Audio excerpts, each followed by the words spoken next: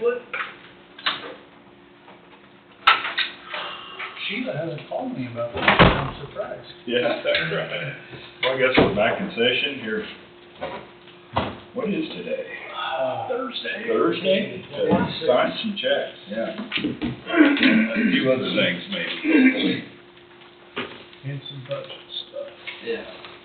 So Rhonda's here, so you guys want to go ahead and visit with her real quick? Yeah, sure. I did call all of those that you were wanting to visit with, so she's here first. Okay, very good.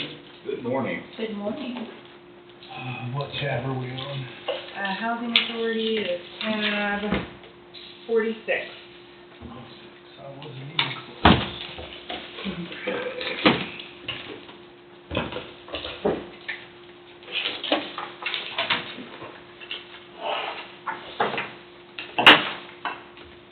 one was it? 46.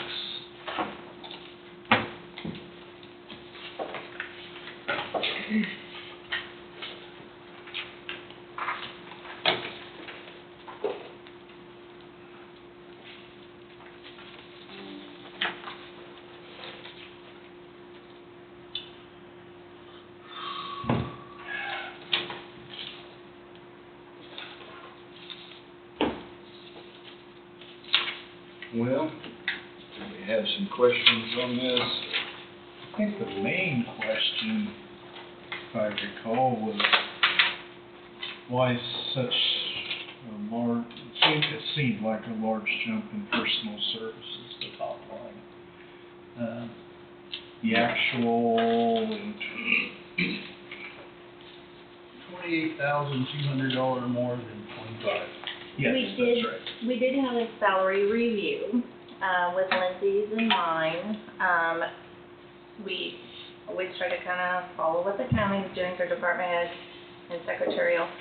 It's a little bit, or administrative assistant, it's a little bit hard because we don't have step increases and things like that like you do, but, you know, and I'm sure you hear this, like, you know, Lindsay could come to the courthouse and make more than what she was making with us, and we're trying to let her to take over when I'm done. And so anyway, we went out, the board wanted to see what salaries were for typical housing authorities, which we're not a typical one. We do a lot more than a typical one, just running low income and stuff. So the board did adjust our salaries to what, over the state and the county. That's kind of where we went for department head and for administrative assistant.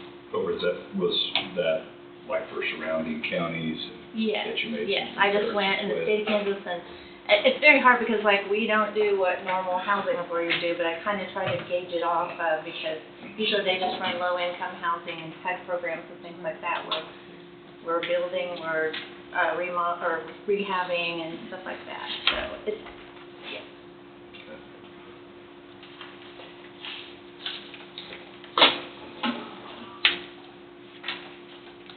So that's what, Wanda, that's what. That's the bigger jump That now. was the biggest jump. Mhm. Okay.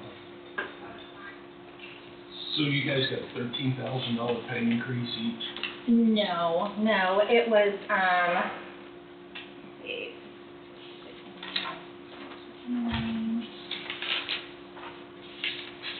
It was about a 9 on mine, and,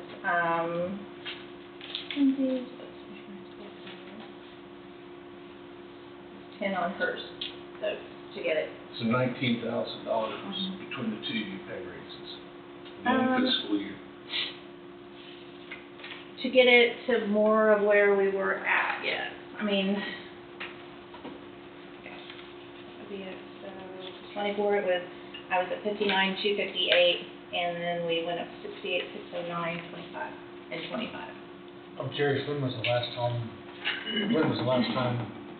your salaries were? Well, they adjusted. They would give us like a cost of living and stuff like that. And I had not really spoke up much about mine and everything, and just over the state, you know, looking at what we got, and the same with Lindsay's, comparable to here. It's just that she was a bit lower, and so we just presented. So that brought you guys up to Where you level. guys are a department head, because like mine is at, will be at 58 for mine, and hers will be at 45 for administrative assistant. I mean, she's writing for grants too now. We are doing the federal home loan one and stuff. I mean, she's taking a lot more responsibility Sure. and everything, and, so.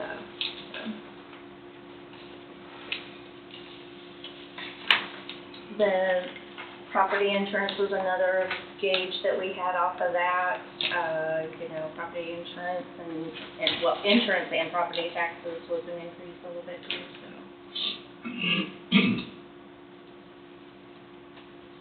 Rhonda, what kind of projects do you have in the works, whether it be this year, next year, what?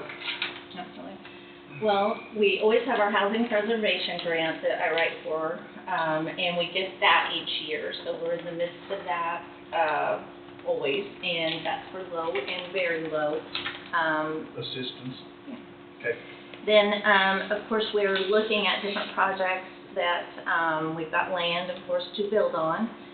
The government right now has slowed down some of the grants, so, but me being an SDK incorporated, we are trying to talk to legislative people and telling them, you know, how important the moderate income housing grants were and how much, you know, we need to bring some of that back and everything, and so we are working on that. I still have the Leroy project is in my moderate income housing 5-year plan, because I have to keep it in their regulations and stuff. We, of course, are always looking to see where we can go. I'm working with the school district, as you know, on that property across from Cross to try to get that, you know, ditch survey. We've got the survey now. Now I've got to bid it out, or Craig does, whoever. We're having a meeting today, actually, to figure out where we go now and try to get that ready to have property for anybody to build on. So, and then just, you know, I'm still looking to build apartments out on our links in Cross Street. I'd like to build a triplex across from our current triplex that's here in Burlington. That's funding, of course. And Sure, it's limited. Ridley still wants to partner on a second house as soon as we kind of figure out on this one that we still have down there. Is there any interest in the one that's down there? Well, we've had some people, of course, contact us, yeah, but we haven't sold it yet. I just got the title. Seen it there. Yeah. Mhm. How about the Waverly one? You got any? The Waverly one, his lease is up in September, and I had taken it off the market because he asked us to get a 1-year lease to see if he could purchase it. So I don't know yet. We will contact him next month and kind of, or probably next month, probably, I think it's one of my board said, kind of give him a heads up, like, hey, we need to talk about this. Where is the plan now? So, and otherwise, then we'll. And I think I asked you about that some time ago, about the sign being down, or Yes, on and the that, backside of the he house. asked, I mean, he didn't want people just coming to see his house. No, that's fine, that's the explanation that you gave Yes, at that time, yes, so. and we will be negotiating that out, like, where do you want to go? Have you've been in it a year, do you like it? Do you want to continue in with Sure. it, or do we need to put it back on the market? Sure. So I kind of heard a rumor that you guys is contemplating moving another one into the Waverly area? No, I don't have one in the works now. Wait a minute, yes, I guess it was brought up at the board meeting, yes, I forgot. One of my board members had said that somebody had contacted him about one that's right there in Waverly, or outskirts of Waverly, and wondered if we would want to move it over to the Heck Edition. I don't know that that's going to be feasible. We haven't even looked at it or anything, but yes, I forgot about that, Mike, thanks. Somebody asked me about that the other day. So. Okay, it was just brought to our attention, and we always research everything out, of course, to see if it's a good deal or not, but I don't know if that's, we haven't looked at it yet. So your triplexes and all your housing and rentals, are they sustainable right now? Are they supporting themselves? Well, the Burlington one always has been. I had no problem with it. The Leroy one, of course, we did that during COVID, and material went up, and we did get more on our grant, you know. I do have a loan on that one, as I mentioned when I brought in the budget and everything. So that one is not paid off quite yet, because it did a little bit more. Are those apartments all full in? They are. I will be having one come open next month. He is a administrative person over in Garnett, so he rented it for a year because he couldn't find anything over there, and so he'll be probably moving out. What's the price on the Ridley house? It's $230, I'm thinking, yes. Okay. $230, I want to make sure. It's on Zillow. You can take pictures of it, or if anybody wants to ever come look at it, you're totally. I'm curious, how many square foot? It's Do you about remember? $12.75. I'm a- $12.75, I Okay, believe. I'm just Yeah. curious. No, that's fine. We just finally put our front sidewalk in and everything, so. So they were working Yeah, on it, it's looking yeah. better now, so Yeah. got that to finish it up and everything, so. Gridley, they are very good about helping me to try to promote it and everything, and, and that is half theirs, half ours.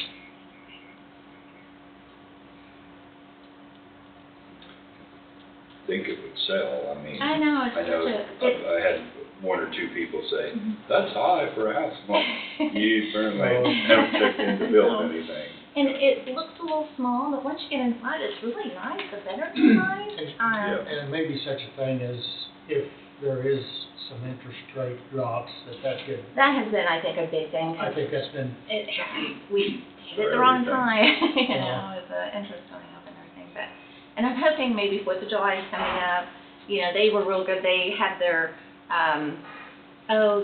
reunion down there, so they opened it up on Memorial Weekend, showed it, and then 4th of July, I think there'll be more, people in town that probably wanna do something again, so.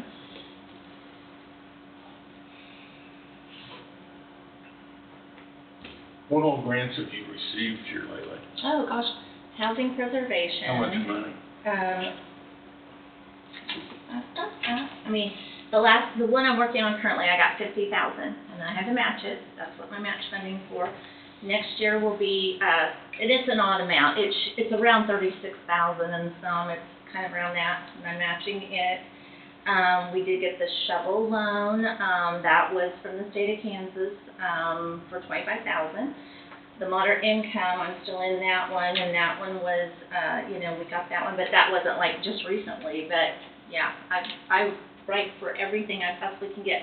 We wrote for the federal home loan one and Craig Meter tried to help us with that, and we didn't get it, but we kind of met with them and we tweaked it, and we will be getting that one, I know, this year, then, because they're gonna open up in November, so, and it's another like rehab and everything, so more money for that, because that's, our USDA one, we only do up to 5,000, and we need more money to do like a roof and things like that, so I'm hoping that we're gonna get that one, and we have to put the money out first, and then they reimburse us. It's a little different than, the previous that we've done on housing preservation, but they're starting to go to that too. You have to put the money out first, and then they'll reimburse us.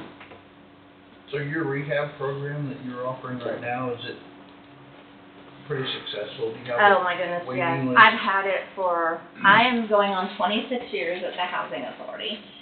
And, we have had it, I think, I wanna say this is our 15th or something like that. 15th is like, yeah. so, I'm sorry to interrupt, but on that, you help with roofs, Yes, siding, ramps, a furnace, for yes. stuff like that? Yes, absolutely, and it's low and very low. So I write mostly for very low. Sure. And, people that are on their fixed incomes and stuff like that, so. Okay. Good. Can you, explain what that shovel grant is that you got? Yeah, actually, I got notified from the state of Kansas. It was a 25,000, and it's a loan that you could use. And when we got it, and then we were trying to, get the apartments going out there, and so we're gonna use it for, you can use it for anything like getting the site ready or anything like that, but that one's going to continue too. But I have till the end of the year to use the rest of the money. I've only used about 8,000 of it. Is that associated with HUD then, anyway? No. It was just the state of Kansas, Oh, one of okay, the good okay. housing programs they kind of put out there to help, and they said it would look good on my grant applications and stuff like that, so Sure. I did go for that. And we Did you say received that it was for how much? 25,000. Okay, and you spent 8,000? 80,000 and some, I mean, I had actually, that's like Heidi, we did the, survey over there, so that's in there too, so it could be around 9,000. Are you using any of that to pay for that survey across from the high school? Or? No, I have not yet, no. I took because I think I gave the bill to Angie, I got the bill for the survey, which was just partial, and I took that on my general, and then I figured I would get reimbursed if you guys will reimburse that. It's not the full floor yet, so.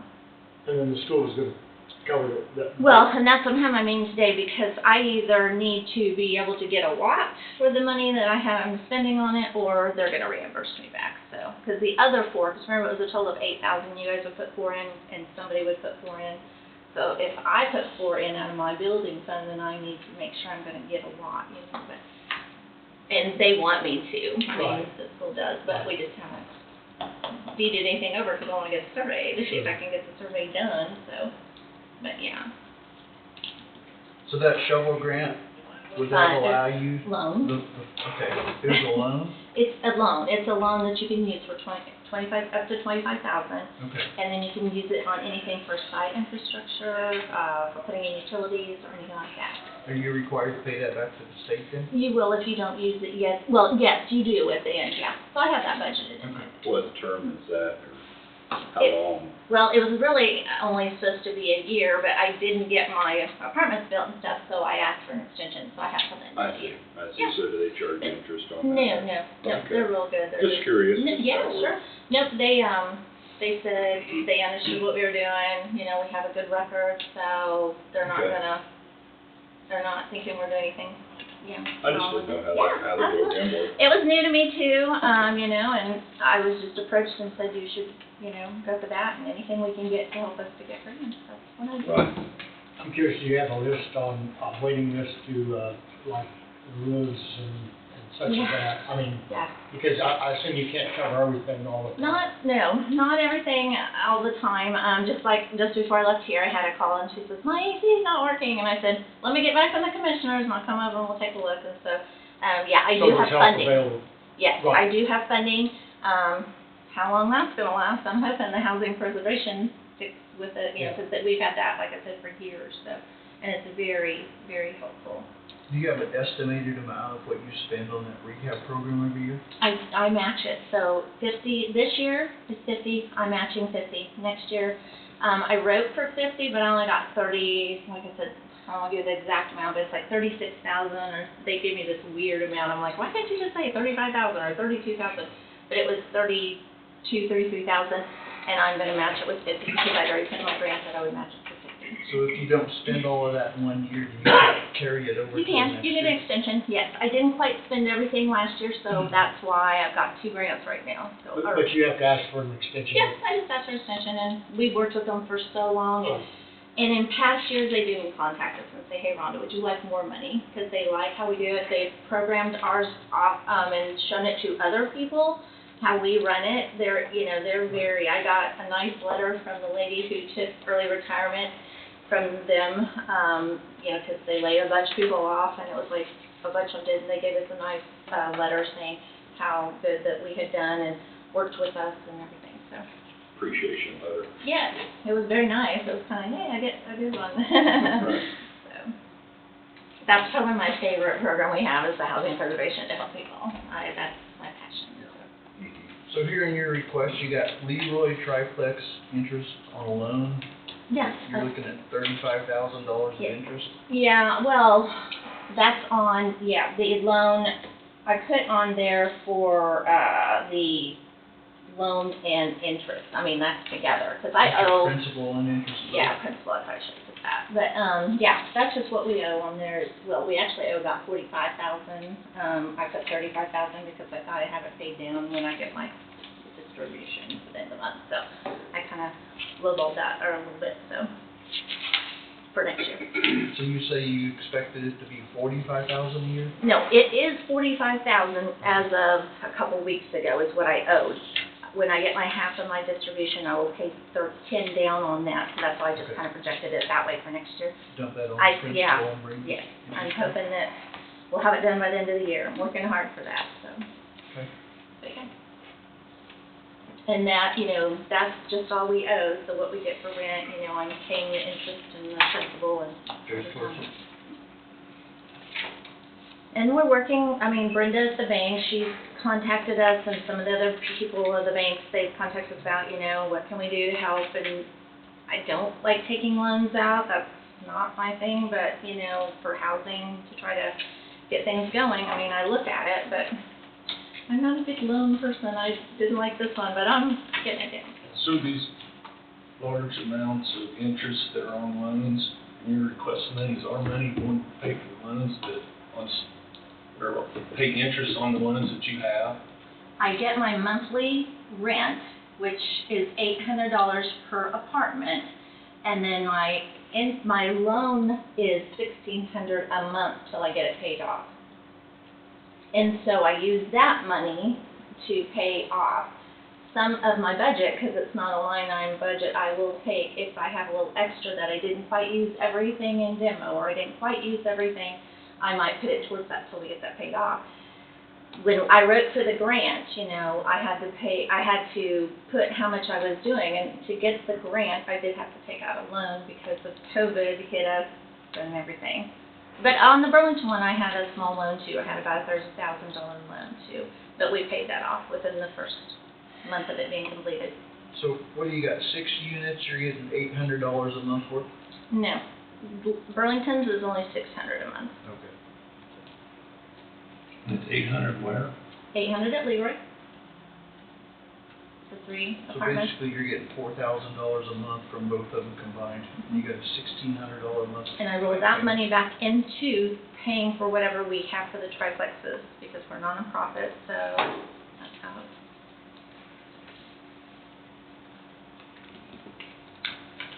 They are full. Burlington, I get asked all the time, when are you building your next one? It's tough out there, and you know that, Mike. I'm not telling you anything. It's, nice rentals are very Very in demand. wanted. So now you think, I guess question for both of you, rentals are more in demand than things to buy because of the interest rate, you think? I don't know. I think it's kind of a little bit both, but I think that I think you get into some positions where people can't buy houses Yeah. because of, you got to get them in your neighborhood. they're not qualified. Yeah. Right, For whatever reason, and rentals, their only Yeah. option. Yeah. right. And, I know Bobby Skipper put out a survey. We went through Simmons and got one to be able to write for our grants. I know that Coffee Health System put out, and what's your number one problem? No rentals, no housing. Everybody says that is one of the top. And I'm not telling you anything you don't know. Right. And so we are trying to meet that need, by looking at everything and seeing what do we need to put into our county. Okay. There's a demand. And you can't do it all. You tell me that all the time. We just talked about working 18 hours a day. I know. Yeah, we did, I believe, yeah. So, Right.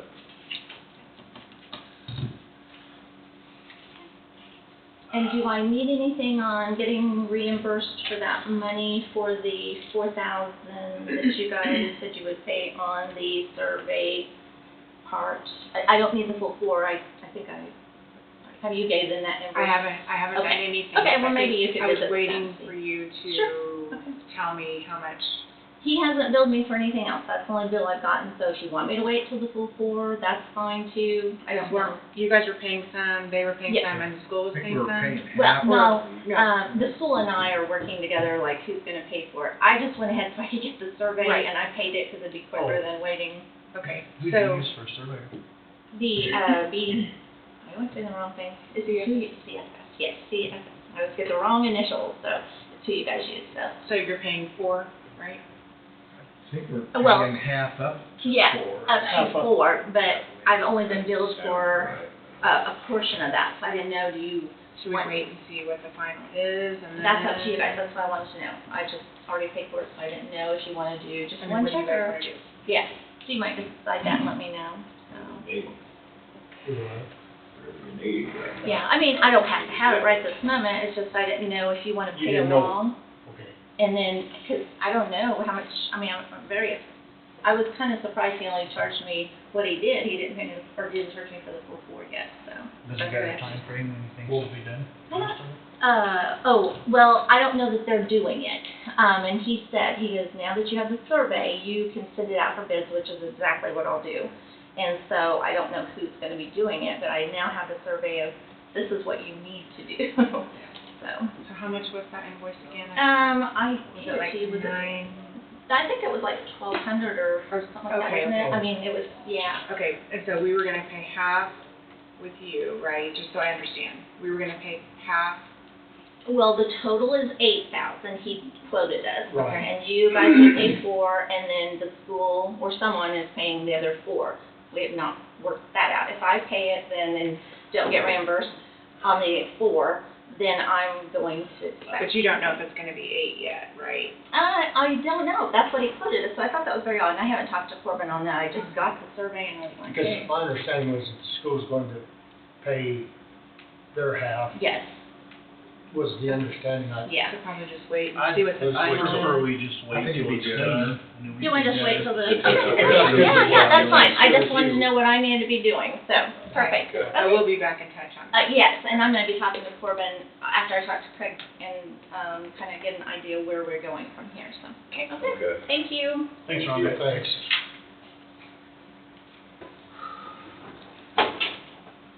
So, Your next person is here? Hi, gentlemen. good morning. Morning. Morning, man. Morning. Morning.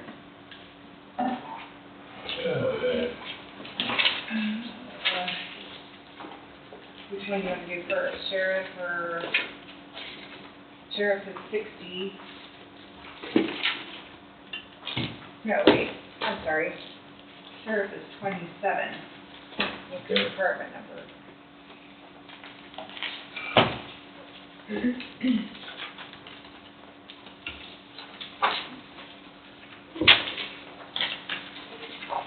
In my notes here, Tom, I've got written down, there's a 9.5% increase in budget request. Explain. Personnel, I'm assuming is,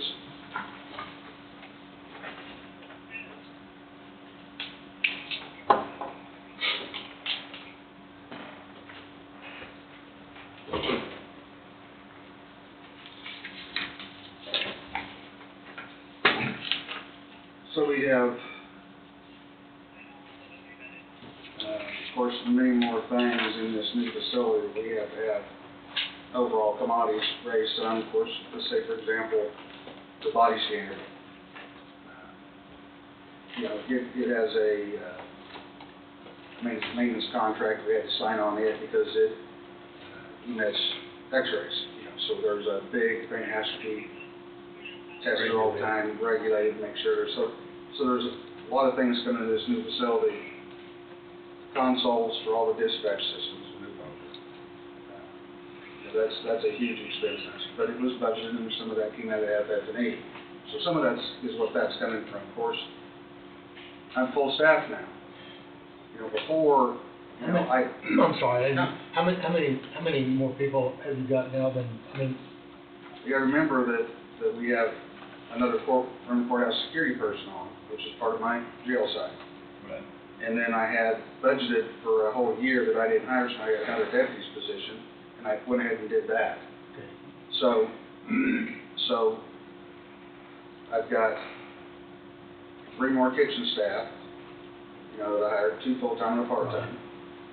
And then I've got my 16 jailers that we've needed, and, you know, of course, you guys didn't know this, but knew that, you know, Goldberg told us we had to have 16 from the day we started, 5 years, that's what it would take to run it. So I'm full staffed. I mean, so some of that is commodities, some of it is just equipment that we have to maintain for contractual services, and, yeah, it was 9.5% is what Okay.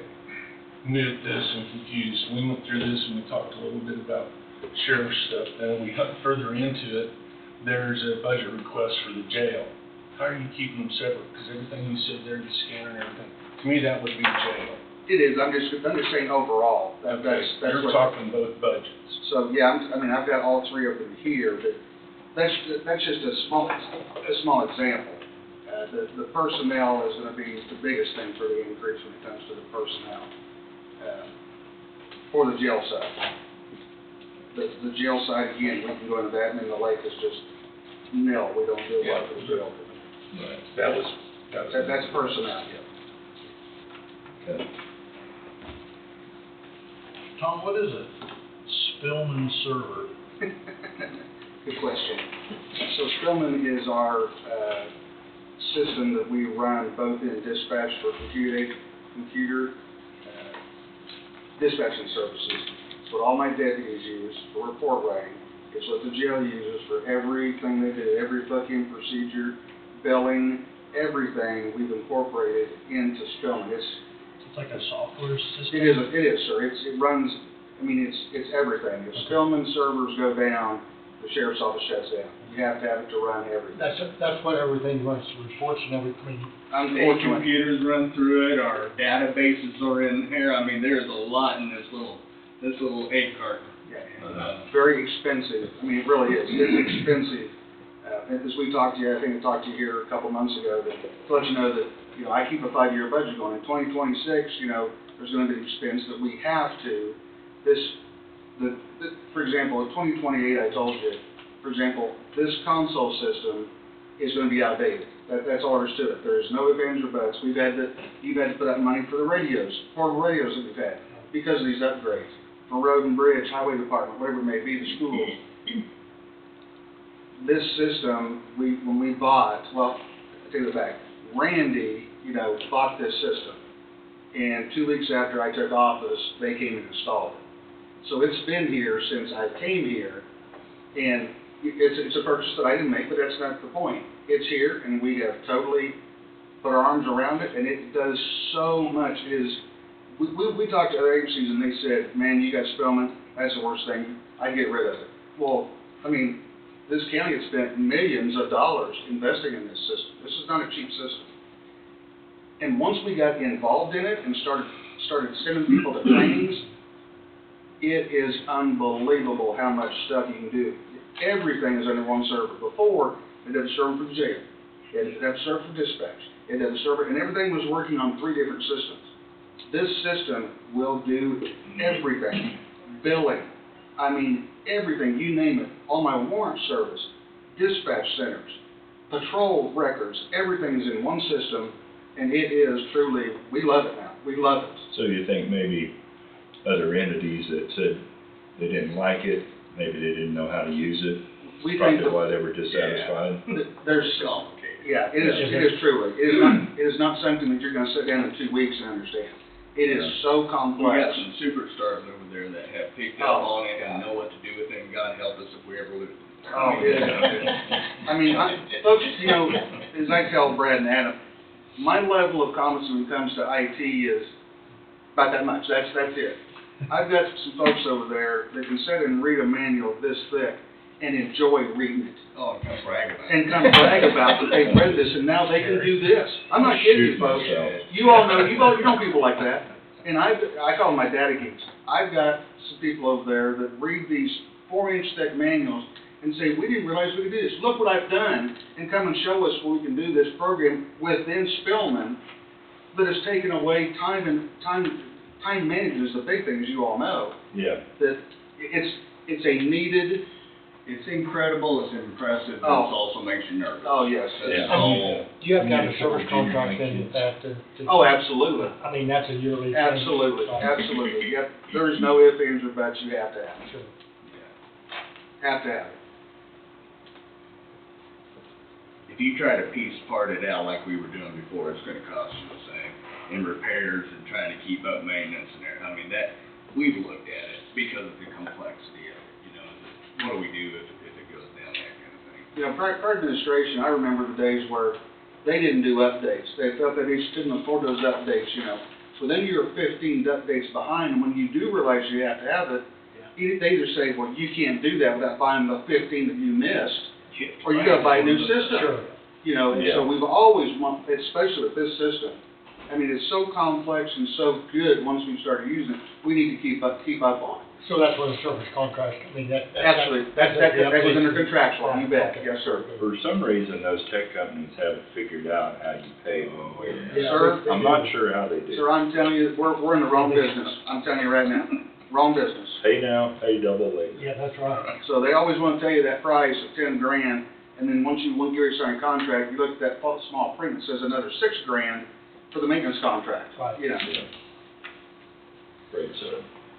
So what other things under contractual? I mean, there's like a 33% increase in contractuals, which is amount to $119,000 extra. So, again, are we talking about just overall? Or Sheriff, just sheriff. Just the sheriff. Sheriff. So again, we've had to do our servers, had to upgrade. They were to the point that they were full and outdated. We've had to update a server. That's a big expense. The internal contractual services, whether it be for our car camera systems, whether it be for our radars, all that is within that contractual. And we try to do that every 5 years update. Now, you know, like one of the questions, somebody said, well, you know, you gave $97,000 back last year, said my jail fund. Absolutely I did. I spent got over $250,000 in grants that we wrote. Those other persons, those data geeks, love writing grants. Am I going to tell them, no, don't do that? Well, they sat down and enjoy writing grants. Over $250,000 my folks wrote for grants last year. Yeah. You know, so that saves those taxpayer dollar money, and this year was a little different. We tried to look at and say, okay, we know we're going to save some money because we wrote $250,000 in grants. What can we spend at the end of the year to be able to put into the jail, stuff that we knew we'd have to have, you know, that we could save money on? For example, $171,000 this body scan. That's over $15,000 in maintenance contract for just that alone. So we wrote a grant for it. Got a federal grant for it. Boom, bang. So I could save $150 grand out of my budget because I had it budgeted. I needed to budget that for this jail move. So just for example, one single thing like that saved me $150,000 because we wrote a grant for it. So we figured some things. If I needed a cabinet, so our life scan, for example, life scan cabinet. Nowadays, the old days, if you're going in and rolling your fingers in ink, are long over, folks. That's all the time. Now there's an electronic device that you put your finger on or your handprint, and then electronic takes a picture of it basically, and you fill out your name, and I've already got Steve's filled out. It's ready to go, just kind of like a ticket that's pre-made. Familiar with it. Yeah, yeah. And you do all this stuff, and you click a button or whatever, and it sends it straight to the feds, to the KBI and the FBI. Now that's today's society instead of the old ink fingerprints. We call them 10-print. So just the cabinet alone, our cabinet was falling apart.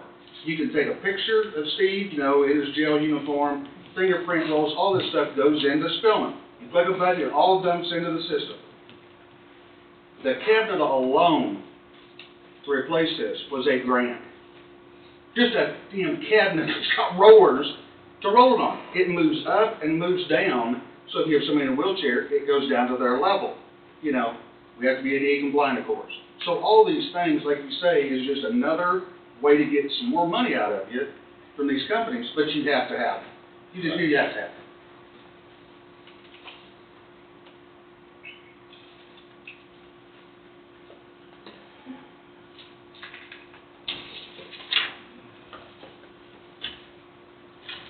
So do we have anything specific to the jail then that we had questions on? What number is it? Yeah, probably have a lot of questions about the jail just because of a lot of 29. unknowns. Ask me, yes, you did. Yeah. I'm sorry, 29. 29? Thank you.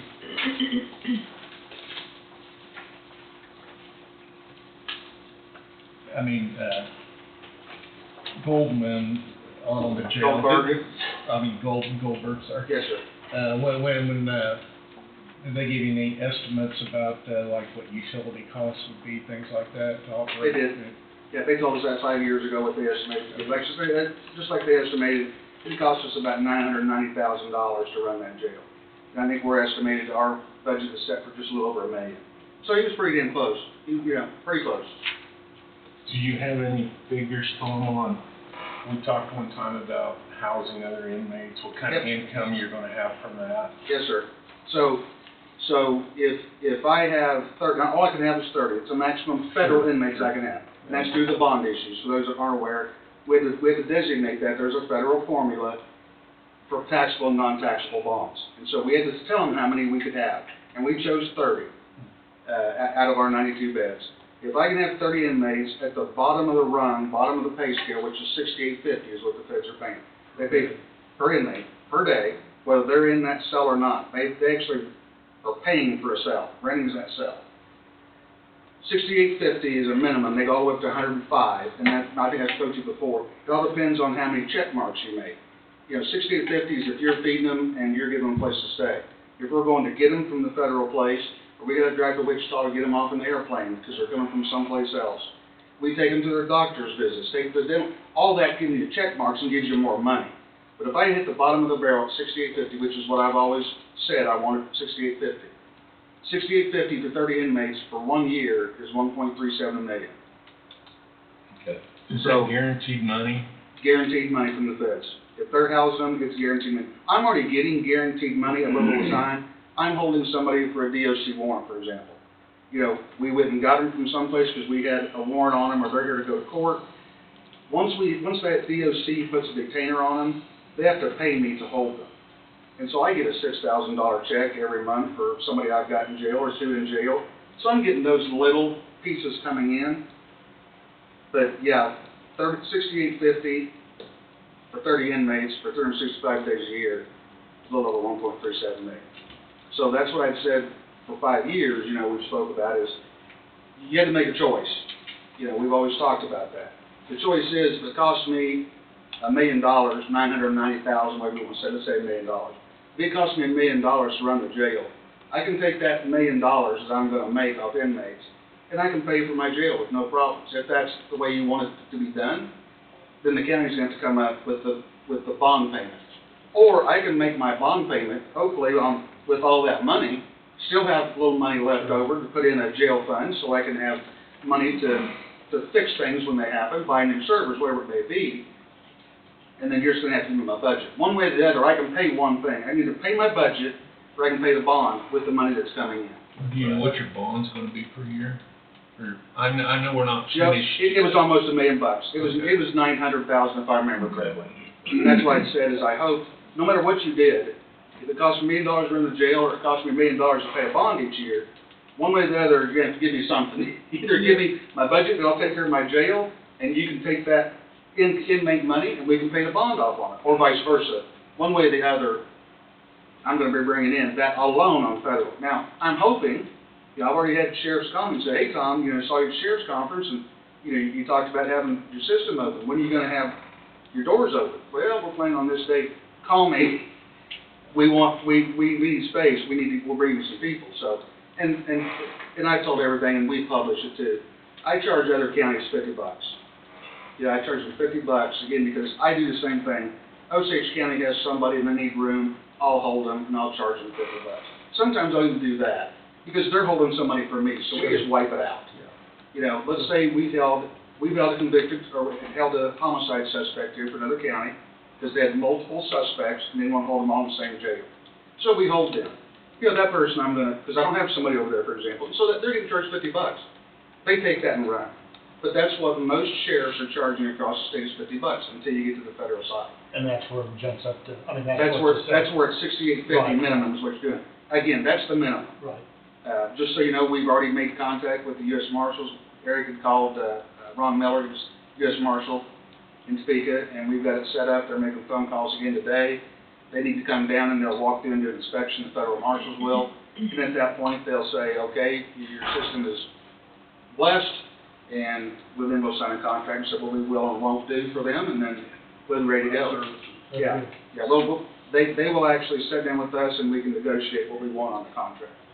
So you had how many, 90? There's 92 beds. 92, and 30 would be dedicated to federal. No more than that, can't be more than 30. Maximum of 30. Maximum of 30. So then that 62, and I think you've told us this before, but I can't remember the figure. How many do you try to keep open? So if... Well, no matter what, I mean, I would never fill us up. They say 85% is capacity. You know, because we need space. Right. But let's just say, for example, I'm hoping to keep a minimum of 15 beds open. That was my question. Yeah, I want 15 beds. I mean, it's not uncommon for us to do a search warrant and bring in 6 people. Right. You know, and that's therefore, I'm not farming people out. You can have a surge, you might say. Absolutely, you can. Yeah. Absolutely. Yeah. So We need to be able to move people around, whether they're sentence, pre-sentence, you know, male, female, all these kind of things make it so you need to have beds available to move people. I talked to you about that. Here's the issue. I've got let's say I've got 18 bed pod, okay? Once I stick a woman in there, that pod's done. I can't bring a male in there, you know what I mean? Right. So unless I have another 17 females in there, I'm losing money. Right. So you need to decide whether, okay, I've got an 8-bed pod. I don't have a lot of females, but there are other agencies saying they want to have space here. They have the same problem probably. That's right. And Yeah. so if you got your pods are full of guys, then you have no space for females. Well, we always have females. One way or the other, we always have space. Uh-huh. Because we're equal opportunity arresters. You break the law, I don't care whether you're male or female, you're going to go to jail. Right. You should all know that by now. So you've got to keep something open always, and you've got to remember that part of that has got to be a female population. Yeah. That's just all there is to it. So you're constantly weighing, who do you put in a cell, because once you stick a guy in there, you can't put a female in there. Yeah. And so it's that constant shuffle that you're doing, as Eric said, to maintain a pod open, but yet you're trying to keep it filled as you can to get your money back to pay off the bond. Right. And I don't think that's going to be an issue. I really don't. Yeah. I really don't. But Yeah. Steve, just so you're aware, they had birds chirping in the mental health cells yesterday, testing them, see if you need to get some birds chirping when you come in to go Sure. to sleep. Yeah. But I think Yeah, yeah. I think the focus group that was developed for that, I think they came up with the 92 bed. That's correct. Yeah, so we had an ad hoc committee. Right. From people all over the county. Yes. And we originally, remember at that time, well, you folks wouldn't because you weren't here, but we originally were, again, it came in 12.5 million over.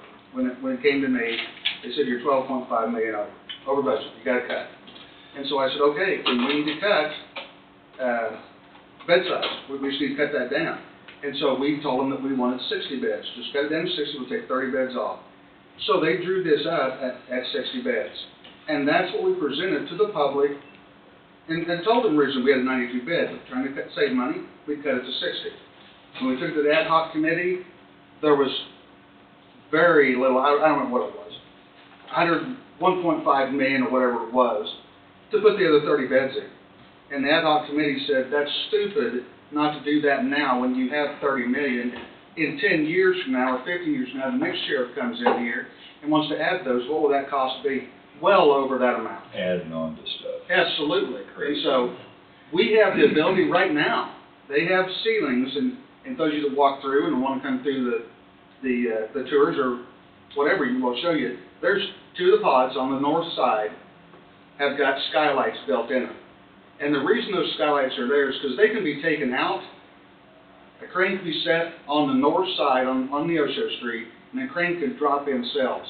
So if we ever want to do away with the dormitory style housing, they could put pods in there, the steel pods, just like anything else.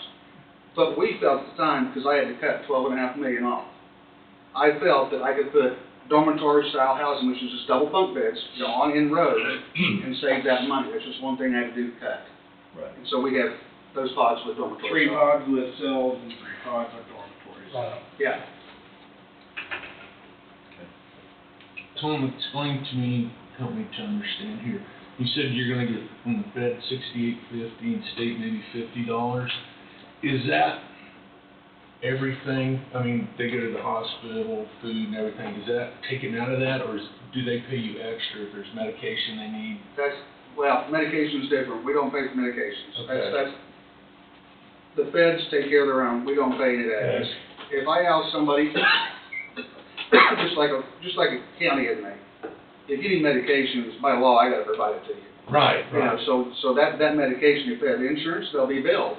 If not, they get billed. We pay it, taxpayers pay it, but then they get reimbursed. If you remember me talking, that I signed up when I came into office, or second year after I came into office, I signed up for the set-off program, Kansas set-off program. And a lot of schools do that now here in the state. To where I'll allow you a year. You leave my facility today, and you got a bill, whatever it is. We have inmates anywhere from $50 to $3,000 that have a bill from us, whether it's commissary, whether it's medications, 90% is medication. And you can't pay, you don't have insurance. I'm gonna give you a year to pay that. We tell you when you walk out, sir, here's your bill. You have a bill for $1,000. You need to pay this, it's your bill. They sign off on it, say thank you and walk away, we never see it. Most of the time. I didn't feel that was right for the taxpayers to be paying that, because we couldn't get that reimbursed. We didn't send them bills, we didn't push them. I didn't feel the taxpayers should be doing that. So I said, okay, I'm gonna give you a year. A year after you've gone from here, if you haven't paid us a dime, state of Kansas says I need to notify you 3 times. One is the day you left here, we gave you a bill. I can attempt to call you, I don't have to make contact, I have to attempt to call you and note it. And I'll send you a letter.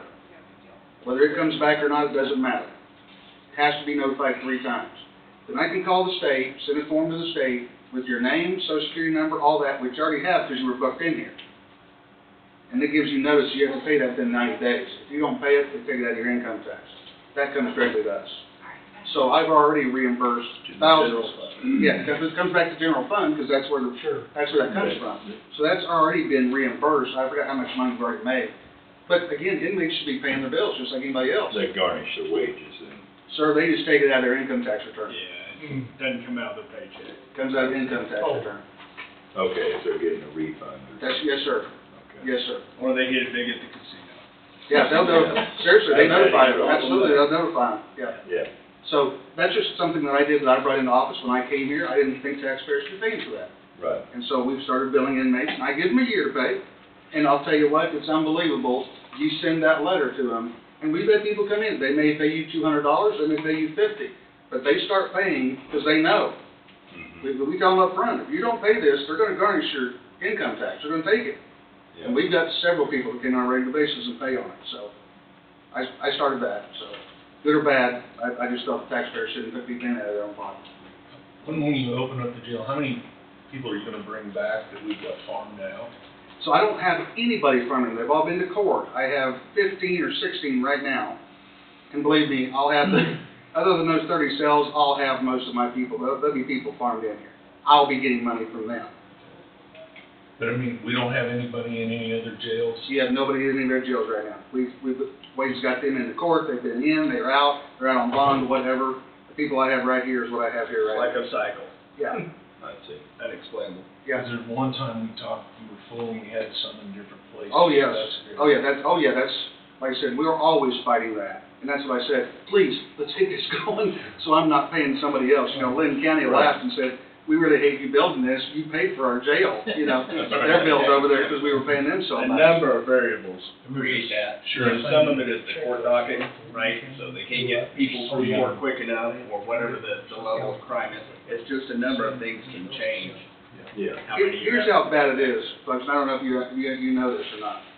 You know, for the 36 years wherever I've been here, we've had court on 2 days a week. Always been court on 2 days a week.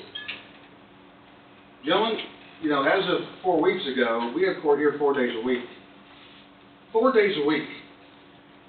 Wow. Yeah, 4 days a week now they have court here. I have 2 courtrooms going, and my 3, So you that's know, moving people through. yeah, so again, they have enough going on here. We have court 4 days a week. So I've had budgeted, you know, 1 more person for my courtroom and courthouse security. I've had budgeted, but I didn't want to use it if I didn't have to. You know, we planned, as I talked to you all about, well, some of you that aren't new here, you know, you old guys, you know, I talked about, hey, you know, I may have to hire 2 more jail staff, just do transports. And I've had them budgeted, but I wasn't going to do that, try to save money. It may be the point, gentlemen, that when I got court 4 days a week, I don't have the time to pull somebody out of a courtroom to go make a transport. I may have to hire that final guy in my courtroom and courthouse security to be able to go get prisoners, especially if I got court 4 days a week. They're not going to be able to just walk away from the courtroom. Before we talked about, we had court on Tuesdays and Wednesdays. Well, I had Monday, Tuesday, and Friday to go get inmates. It's not happening now when I got court 4 days a week. So, it's been budgeted. It's not going to cost you another dime, the taxpayers another dime. It's been budgeted. I just haven't spent it and pulled the trigger on it yet unless I needed it. And we're to the point now that we're probably going to end up doing that. I've got somebody, a certified law enforcement officer, that's chomped at the bit to come to work, already a certified officer, former sheriff, as a matter of fact. Seems like I like former sheriffs to come to work with me. They like coming here. But sheriffs and highway patrol. But anyway, that's just one of the things that we're looking at. That's budgeted for, but I'm trying to save some money. As far as the new jail goes, the warranty is 1 year? So 1 year on everything in there, yes, sir.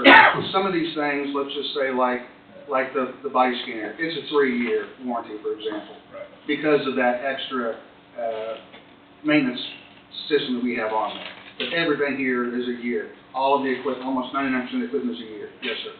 So with repairs and maintenance, would that fall under contractual? Yes, sir. So That's all, that went up like 24% for the jail. And that's the reason, kinda that's the reason for it. understandable. Yeah, that's the reason for that. I saw Lynn County had a budget, hearing, or not budget hearing, but budget workshop last week, and I think their sheriff budget went up like 12%, 11 to 12%. Yeah, so they didn't, They mentioned repair and maintenance on part of that. and this is a little different to what it was, so there's a new sheriff over there now.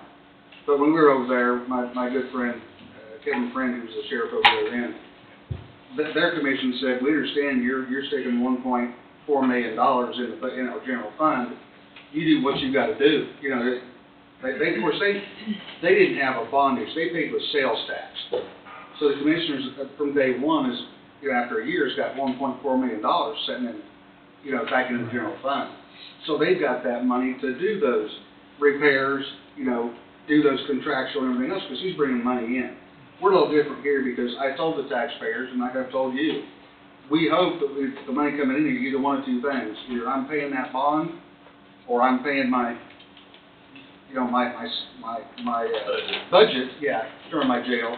And so then that money has to come out of the general fund, or the jail fund, how that's coming in. But that's up to you, how you want me to do that. We've already got funds set up. All my, like I told you, that $6,000 or $8,000 a month, whatever, when I'm holding prisoners, that money comes back to you, and it goes into the general fund eventually. We put it we deposit it into a inmate incarceration fund, so we know exactly how much money we've made over holding inmates. And I expect to do that with this. That money will go in, we'll know exactly to the dollar how much it goes. It goes to the general fund. What you put it in, whether you put it in to pay bond off or whatever you want to do, that's up to the commission and Angie to do, or Richard, whoever needs to discuss that. But that's a decision you need to make, what you want to do with that money. So you, don't take anything personal. No. I'm just talking money here. You feel comfortable with an increase of $700,000 or $8,000 between the jail and the sheriff's department, which is roughly $60,000 a month increase? Again, I think with hiring the 4 jailers that I told you I had to have 16, so I had 12 to begin with, and I've hired 3 cooks, everything else, that $60,000 is not that much, if you ask me. Okay. That's, Well, I'm just going back to when we worked at school and everything, there's wants and needs. oh, absolutely. You gotta have needs, and you Yep. gotta have wants. Absolutely. And is there anything that you can see, maybe we can cut that back a little bit or not? Are you comfortable with what you're asking for? I'll tell you what I'm scared about right now is that we got 6 months to go, you know, to the end of the year, and that I don't know what 2026 is going to bring me. I don't know that I'm hoping that my food service, you know, stays the same, that my cost of that. Am I going to need? We're playing these first service. They've already got meals last week. They got 1 meal last week from our new kitchen here in this building. This week there's 2 meals. Inmates are getting served. Next week will be all 3 meals that are coming from here. So I'm still kind of playing that, hey, I'm writing a budget for 2026, but I don't really know what's going to happen here. I'm hoping that extra $300,000 or $400,000, that $1.7 million, will be that, hey, you know, hey, I'm running pretty tight here. Can I use some of that $1.3 million to help budget if it comes to the point that I'm not there? But By this time next year, you'll have a pretty good handle of. absolutely. A little bit better. A little better handle of. what- Absolutely. Hopefully we'll know what we don't know. You know, it's kind of Right. a paradigm shift in operations, right? That's a whole different idea in how you do things, but you build a facility that is going to be reliable for the next 5 decades. And right now, the way we operate it will hopefully help take care of some of the costs to get that there. Right. And it looks monstrous. It puts a knot in our stomachs. You know, we got to do this right. We got to make sure that we do what we need to get it set up. But we believe we're going to. So you never know. As everybody knows, you never know. We get moved over here, get stuff put in, freezers and everything else. What happens? Freezer shuts down. We've got a full food. So luckily we called the school, called Craig Marshall. Craig said, hey, we got space. We were able to cart it over to the grade school and put it in their freezer. Tech gets called, comes back in the next day, figures the problem out, and remedies that problem. So hopefully we don't have the issue again. But again, yes, it's under warranty, we don't have to worry about it for the following year. But a year from now, that's what I'm saying, I don't know, nobody knows, you know, what's gonna happen. Right. Again, I don't think it ain't personal, Todd, I've been in this too long. $60,000, if that's all it is, guys, I know that that's taxpayer dollars, but that's a drop in the bucket for what it could happen over there that I hope never happens, and that's just the inevitable, a cooler breaks down, air conditioning unit blows up, burns up, you know, that's just where I'm at for $60,000. That may be a huge amount to you, but after sitting through this for the last 5 years and just fighting every day to make sure this is under budget, I don't feel that $60,000 was outrageous. Very good. What's everybody think? I feel comfortable. I'm good with what he's shared with us. I really appreciate it. No, absolutely, Well, that's taxpayer dollars, I need to, be my questions. And part of this, in my mind anyhow, obviously you're explaining it to us, but you're explaining to the public a little bit too, where the tax Absolutely. dollars are going. Yeah. And I like to be able to share that, you know. Believe me, Eric can tell you same as we, and I'm sure you guys have too. We get asked every single day, multiple times, hey, we're gonna show up for this open house. People wanna see what they purchased. Now, we tell them, this is your bill. We just build it for you. This is taxpayer dollars. Okay? Show up. So, we're very happy. They're, to give you a little update, everything, the big stuff's done, folks. The rock is done. It's just now making sure that every crevice is painted. You know, they still gotta put a flagpole up. They started it yesterday. You know, the small things. This is how much of a serious situation this is, gentlemen. Yesterday I tried to eat a breakfast sandwich out of our deli, our little snack room, break room. Plugged the microwave in, nada. That's serious when I can't fix a sandwich, a breakfast sandwich. So, of course, call electrician. He comes right down. Yeah, sorry, buddy. Within 5 seconds, he had it running. He just said once we try some things, a breaker gets blown, somebody forgets to go put it back on. So breaker switched, I got to heat up my sandwich, you know. So those little things, there's a million of those, there's a million of those little things. We're at that stage where we're trying things out and finding Yeah. what needs to be taken care of, and that's great, that's where we were hoping we'd be at this point. Yeah, I think we're the seals look really nice. Got the seals Thank you, I put on appreciate front that. of the Like I said, That was it the right cost us thing to another do. $1,800 or something, but I just could not stand having them on the ground level where somebody could. Yeah, the way it handle turned out after you saw the vehicle sitting there, it's like, Yeah. that's not, Yeah, I thought it looked very, very professional, very nice. If you drive by there and don't realize this is the sheriff's office, jail, and county attorney's office, you got a problem. yeah, It's very, very obvious, and I thought it was very nice. it looks great. I'll tell you a couple things here, if you want to see us, I won't be able to give you this copy. This is the acceptance for the state fire marshal that we were approved, of course, for occupancy.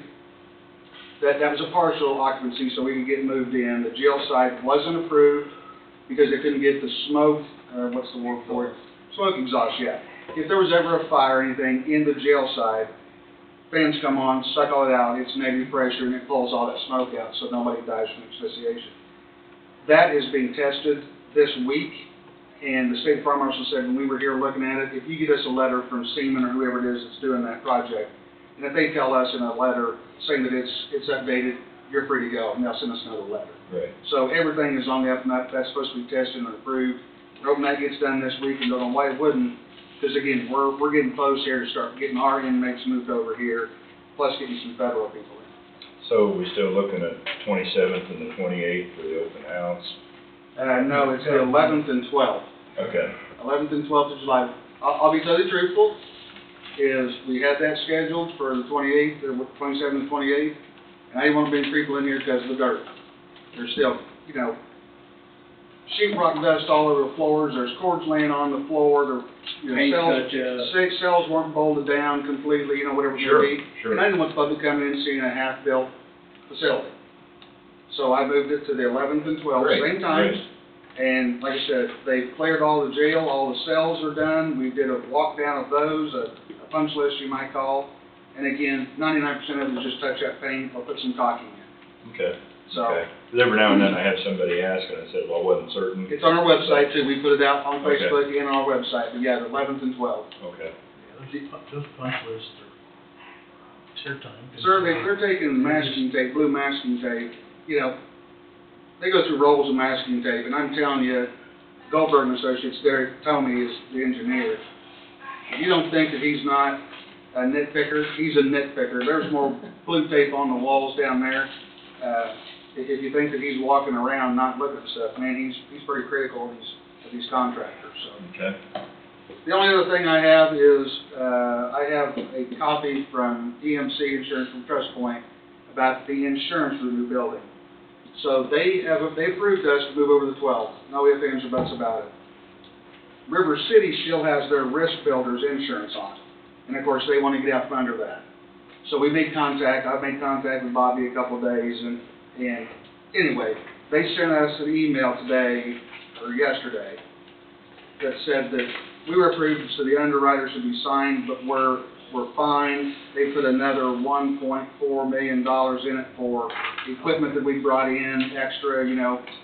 But all this is done. Angie has a copy of this too. If you want to look at it, I have it. I don't want to tell River City that they're released from this until you give me the okay to do it. But we have the paperwork, right? Yes, they sent. Yeah. Email. Yeah, so I just wanted to bring this up to you before I call River City and say, you can tell your company that they're done with their risk insurance. They called and asked me, you know, when were you going to make sure that you were insured? That's builder's risk. Yeah, River City does builder's risk insurance, so if something happens, yes. We're billed for that. Pardon me? We're billed for that. $4,515. No, I'm sure they are, but yeah, I don't know nothing about that.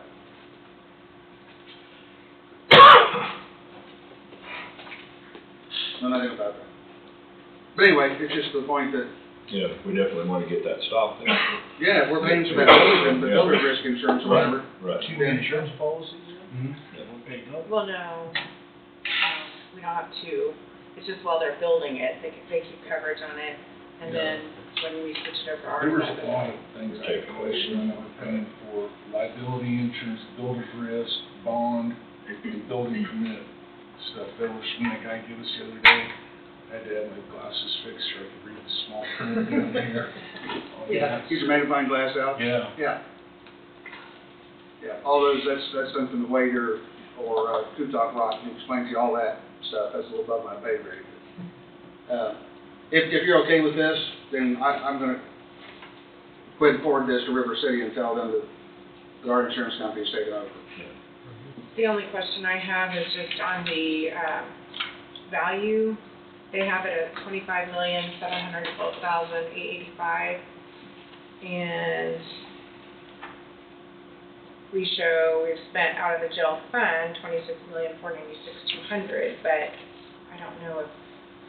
The 27.5 is what we originally set for this, and then the other, I'm sorry, 25.7. Okay. And then the rest of it was for phase two, you know. Okay. So that's what the estimate was, that's what that is. So just leave it. I would say if that's what the builders say, and it's gonna be close to that, folks, you know that, there's not gonna be $2 million left over from that 25 million. It's gonna be right at that.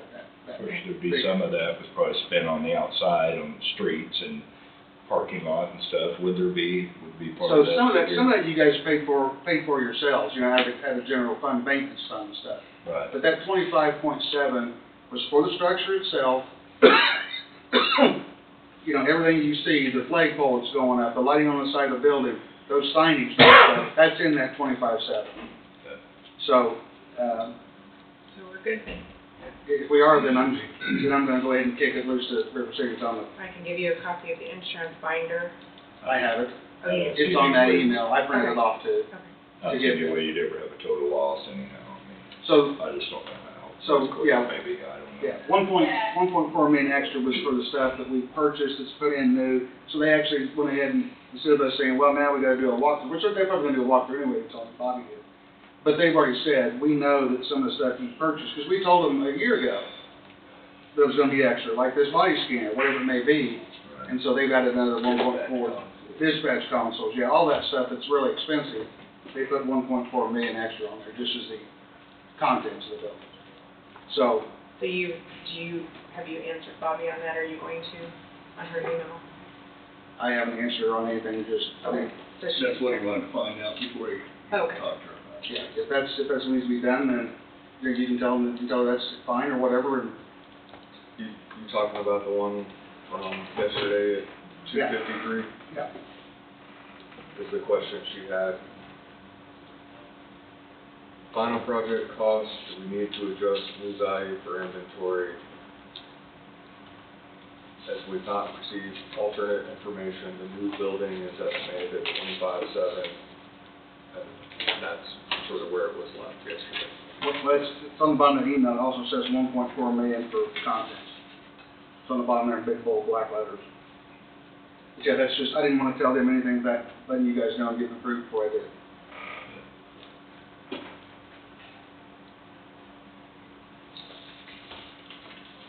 Anything else, gentlemen? Nope, thank you for coming in. You bet. Thanks very much, appreciate it. Absolutely. Just we know a little more about the unknowns. Yeah. Yes. Hope you know 'em. We're playing every day. Thank you. Thank So you. are you gonna just email Bobby and let her know? Steve said There's nothing different on there than what they got. So just leave everything. Yep, the 25.7, whatever, and the 1.4 for the inside. So if they walk through and say, hey, you're way over that, then I guess we'll have to adjust it. Right now, I mean, I don't know what else we put on there. Okay. I Okay. can email. Okay, thank you, gentlemen. Thank you. Thank you. Okay. Are you gonna eat today, or are you gonna be busy? We'll see where the Where's this adventure goes? Mark. Okay, see you, gentlemen. What number is that? Uh, Oh, wait, I got 19. Yeah,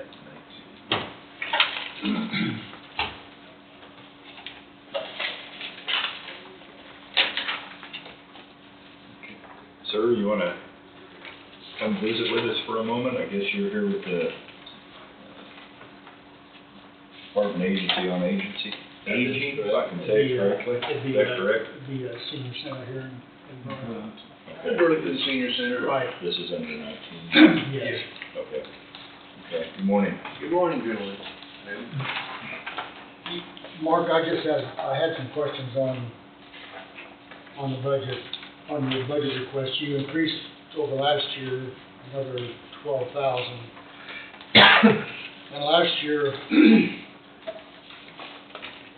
it was budgeted for 15,000 for a wheelchair access ramp, Correct, and then 10,000 to paint on the outside for the building. correct. And has any of that been done yet? The wheelchair ramp starts around the 1st of July. I have the contractor, he has all the permits taken care of. So I'm just curious, how did you come up with a cost on that? That was given to me by the former president.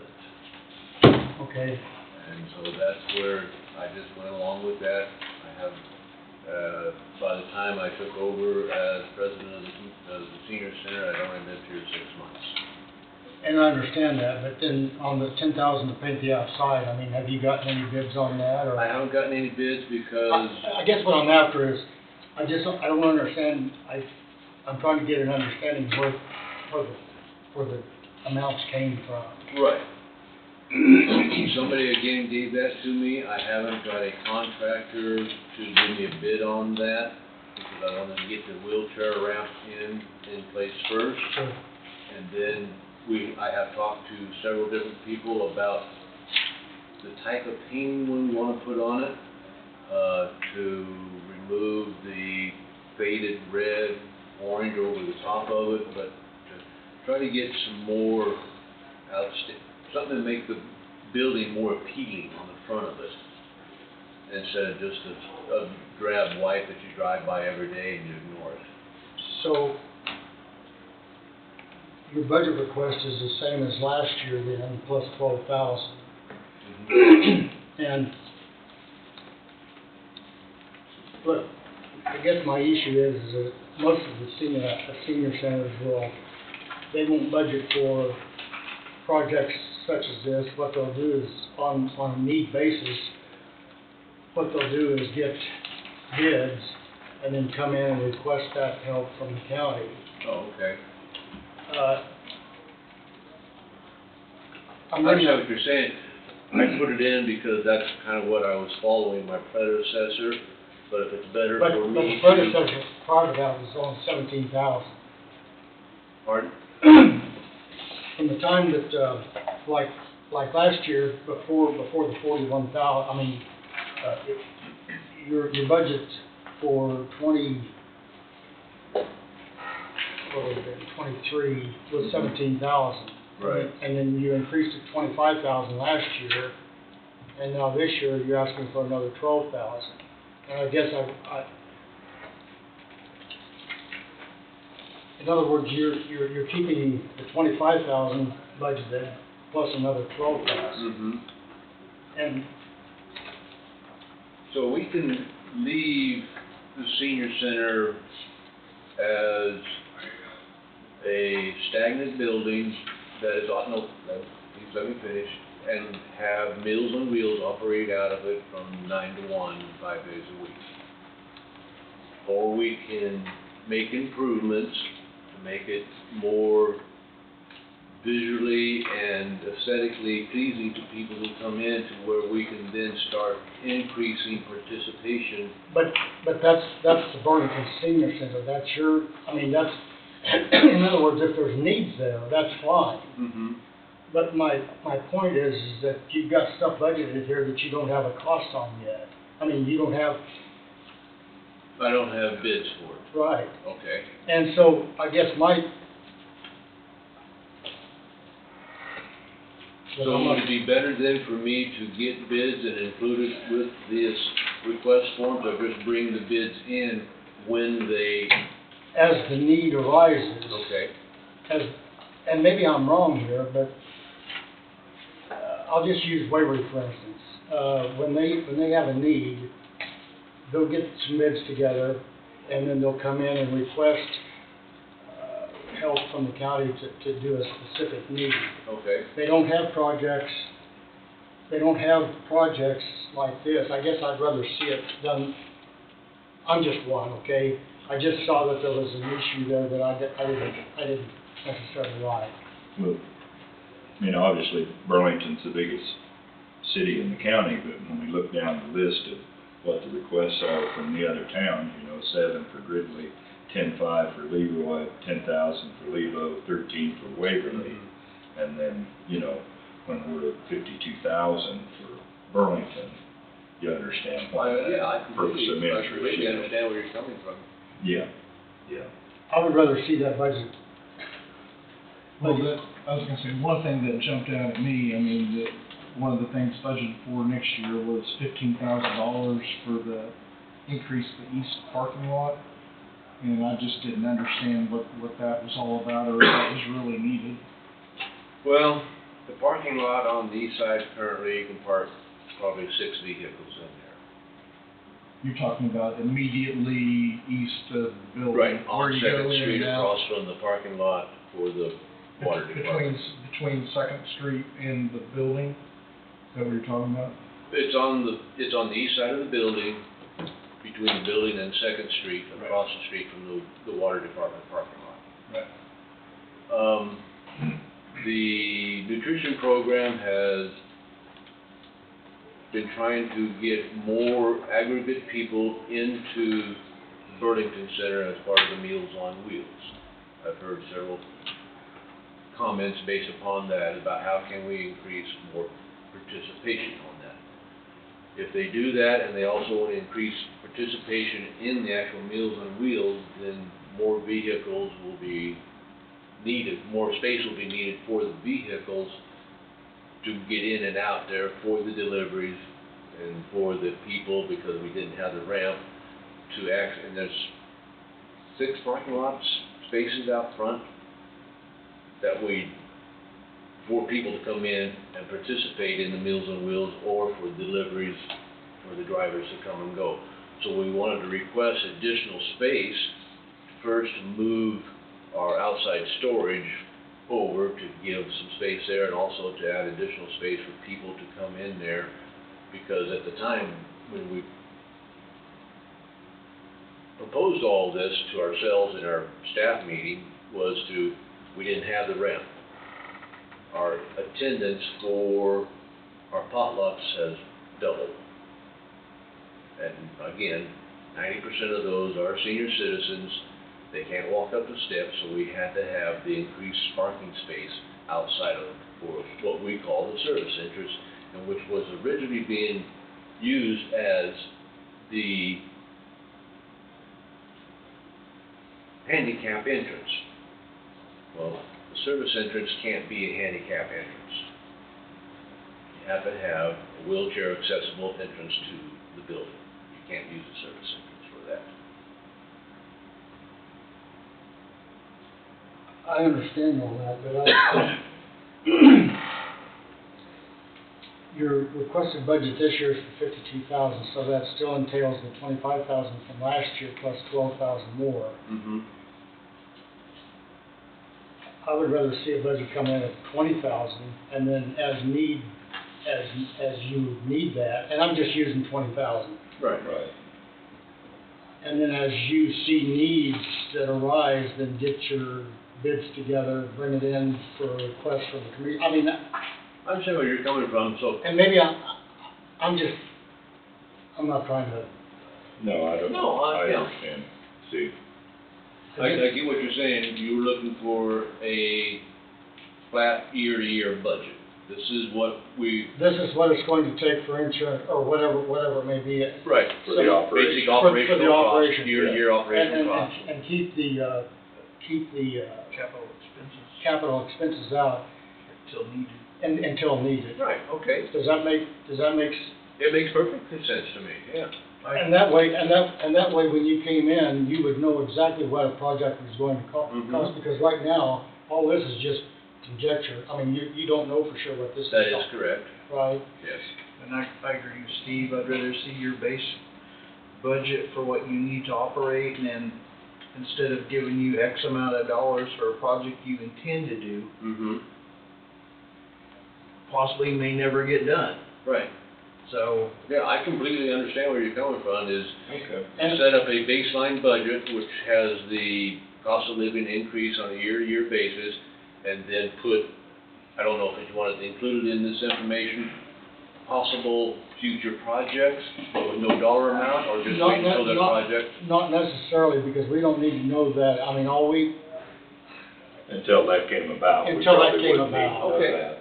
I got a Am I question. thinking right? no, that's what I'm thinking. Yeah, I get We're, it. we're talking about capital projects coming in, but what about maintenance projects? Like I consider painting to be maintenance. I mean, should that be included in the budget? No, You don't want them to come in for painting, do you? I mean, if you're gonna add a ramp on the outside, I mean, that's Oh, additional, for painting, that's a that's capital capital, right. project.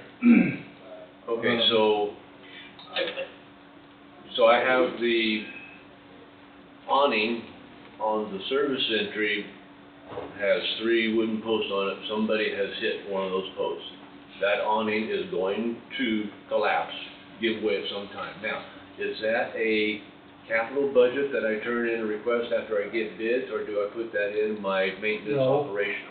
if I know somebody just- hit it accidentally, is that an insurance claim? It's an insurance thing. I don't know, it was there when I got there. I talked to people about, well, maybe I can put some brackets around it to secure it. But So it's again, I been don't there a know if while? I don't know if it was there before I got there. I don't know if an insurance claim was ever filed. And to that point, and I'll use Waverly again, on the back side of their building, there was a porch or an awning Mm-hmm. that was it was dilapidated. So what Cheryl did was she got bids, came in, presented her need, but she had a specific bid, and the commission as a whole okayed that. I mean, that's the way that was handled. Sure. And I guess that's what I would, personally, that's the way I would prefer to see it. I understand that, and like I said, I've only lived here 18 months now, so And I'm still learning how 20 all of this works. Right, and I used 20,000 as a base, and I'm Sure. just going back to, this would have been for the 24 budget, Burlington Senior Center was at 17,000, so Mhm. I was just using 20,000, I mean, Yeah, it's just a ballpark figure, we all understand. it's just a ballpark figure. I guess that was what my concern was more. Okay, well, yeah, that's easily enough done. I mean, I can go out and get these contractors to come in and make a bid, work with them like I did on the ramp. This is what I'm looking for. The contractor said, okay, we can do this, I can get the bids, we wanna go up this way, we wanna turn it this way, this is what it's gonna And be. again, I use Waverly, but I think Lebo's done it that same way from Okay. time to time. I think all the other centers have done it that way, and as far as I know, throughout the years, the commission has really been supportive of the senior centers as such, presenting it that way. Mhm. But That's fine. that was my concern. I appreciate that, and I thank you very much for that. And again, it's a learning experience for me on how to work with the government to support the senior center, to grow the senior center, and then perform the maintenance costs or additional capital expenditures when they become needed. We appreciate your efforts. I'm doing a lot with paper and radio. We're trying to get the Kansas City TV down here for the performer coming in this July. He has been up-and-coming performer in the country music scene in Missouri. So we're trying to promote him at the same time. And by him being here, it gets the music people that he is with notice that, hey, we can go there, they will help promote us, which is a win-win for everybody. Right. Can I make one suggestion on all these projects that you're wanting to do in the next year is Yes, sir. maybe prioritize them and spread them over several years? I mean, if there's something that's gotta be done, Right. you know, deal with that, but all of them at once, I mean, that's a pretty good chunk of change there Okay. in, you know, but if it's gotta be done, I understand that. Right. too. And Todd, that's what I was getting at, was if there's really a need there. Yeah, And again, I'll use Waverly, one time, the commission helped on the floor project. sure. There was an air conditioning issue that came about, there was a roof issue that came about, but they brought the bids in, and that's the way it was handled, just on that basis. I get exactly right. Go ahead and keep doing what we're doing, but extend, if it's an idea or a future project, Yeah. can it be put It off can be another put year off, or so? exactly. To where it's not an immediate need, to where it has a safety or hazard. So we don't have Hazard to- and safety, and especially an inconvenience for the elderly trying to get them in and out, like the handicap car, you know, that was a priority. Right. We can spread that out. Yes. Yeah, and I've talked to the mayor, and they're actually gonna put a set of steps in the water department parking lot across the street, so, because that's kind of an overflow. And I talked to him, I said, you don't want elderly people walking down the grass and slipping and falling and then coming after you for it. So we've talked to Dale about putting in a 6-foot wide set of steps in there with railings, so people can now safely That's great. move from that parking lot across the street into our building. I was gonna say, many of the other senior centers in the county, they do have a line item for repair and maintenance. They do list those items and even some of the smaller capital projects. But if there's anything, you know, several $1,000s or more, Right. then I think that's when they probably come in. And that's when they ask. come in, right. So if such as smaller projects, I imagine it'd probably be acceptable to. Could be included. But I think that's where I think that was included in the previous budgets. Yeah. I'm guessing, I didn't go back that far, I was just looking at the. Yeah, it's just a change in the operations on how I work with you to procure the money, to keep the place opening, and then when something happens that we need that has to be done, then I come back to you with the bids to procure the money with the reason for the change or repair. Yes, That's fine. I'm good with that. very good. Good. So what is it, just revise this and submit it to us again? I was, Before- don't you think, maybe amend it? Yeah, I can do that. I can submit it? re-advise it and work with Georgina, and then she can bring it back in and. Okay. I know we're going over stuff with the auditor on Monday, so.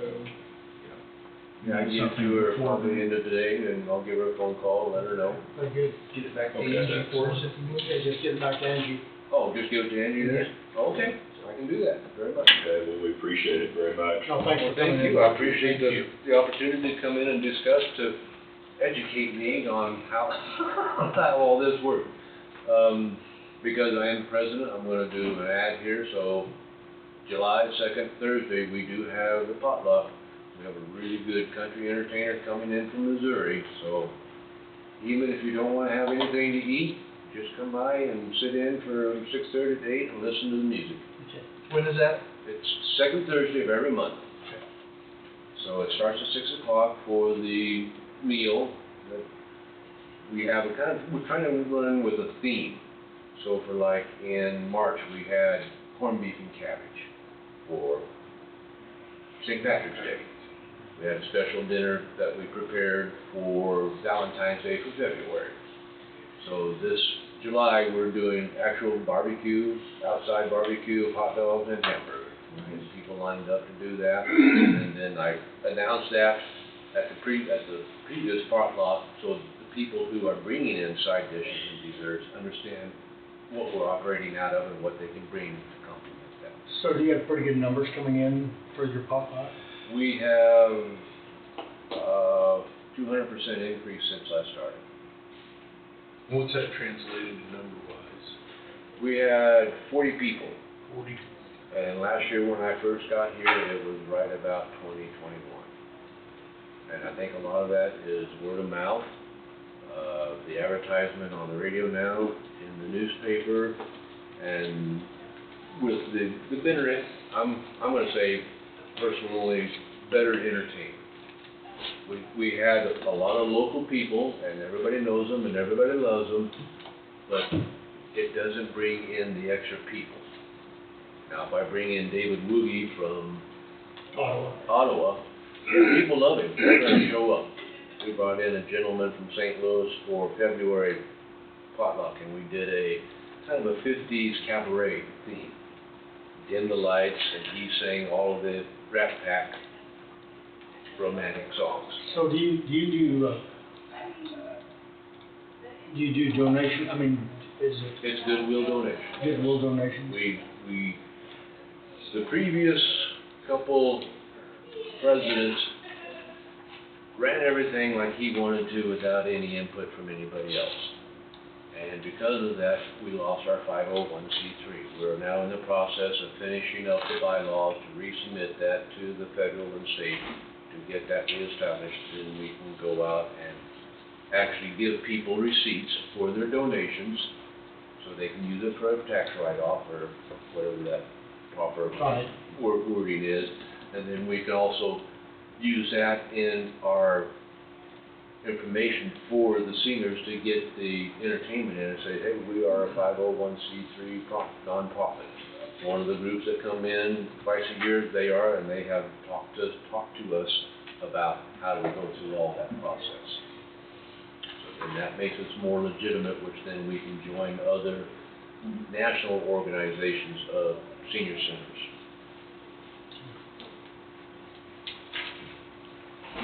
All right, gentlemen, thank you very much, and we'll get this taken care of. No, thanks for coming in. You're welcome.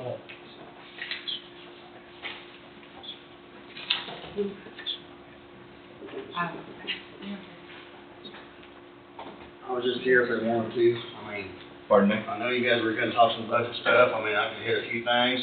Or, you know, if you had questions or anything. I don't recall, I didn't mark my They didn't, you categories. didn't express you had questions. They didn't have any. Okay. I think. Did anybody have any, I don't, If you want to talk about your budget, go ahead. I don't need to. How's your day going? Pretty good. Yeah, really on budget, really the only one area I increased is the asphalt request. Kelly Building. I know everyone. The Kelly Building, that's, so the Kelly Building, yeah, it's the building in our north part, or in our shop, at the north part of the property. And it's the, it's a Kelly brand building, which is a prefabricated. That's something that we got from Wolf Creek back when. That explains part of it. Yeah. It's the brand of the building. It's the brand of the building. Yeah, so we're just, that building it's junk. It's served its life. It is junk. There's no way to Yeah, I would not refurbish it or, get it up to where it's a little more usable. So we would like to have something replaced there. I don't know exactly what we want. I mean, we've got definitely needs for a lot more storage there, but, we do utilize that, winter time. That's where we build our precast, culvert tops, concrete or 19-foot culvert tops. We're gonna get in, we need to make some more of them, and so just, that building just needs to be upgraded. So this is where it's from your office? North of our truck barn, where our truck barn's in the middle of our yard, Yeah. but it's at And the this very begins north of to- it. I guess I never even noticed it, really. Yeah, probably, very north property It must line. not be real special. It's, I went out and looked the other day. Okay, Okay. that was under, 64 behind solid waste. Oh, okay. And so it was on the solid waste. it's on the future capital future capital expenditures.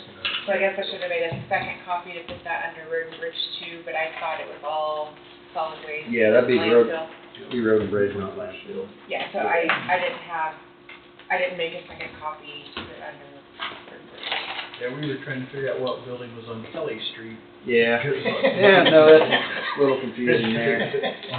Or maybe it was Kelly Park. Yeah. No, there's nothing in Kelly. Yeah, So as usual, we were confused. yeah. And I apologize, I confused you because I was. No, okay, we're fine. And then, just one thing on our equipment replacement stuff. We have two pieces of equipment we're looking to replace next year. One's an excavator, with 10,000 hours, and then the dump truck.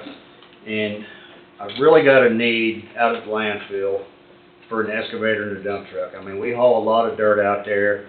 We try to shuffle in as equipment as we can, or, there's times I have to shut crews down, to go out there and take care of projects, and it would really be helpful for us to, I would like to hand those pieces of equipment off to the landfill. Rather than trading. Yeah, so we would be, building our fleet, or however you wanna say that, but that, honestly, this should have been something years ago. The landfill should be a little more self-sufficient with some equipment stuff, instead of having to rely on road and bridge and the personnel from road and bridge so much to go out there. So if you did that, then the personnel out there would be able to. Yes, Okay. yes. All right. If I recall right, you had an old dump truck out there here a few years Yeah. back, and that you got rid of that was done. Yeah. It was pretty well used up, Yeah. rusty from being Yeah. around the salt earlier in its life. So Yeah. it's not like a totally new idea. No. But you see the need for it. No, again.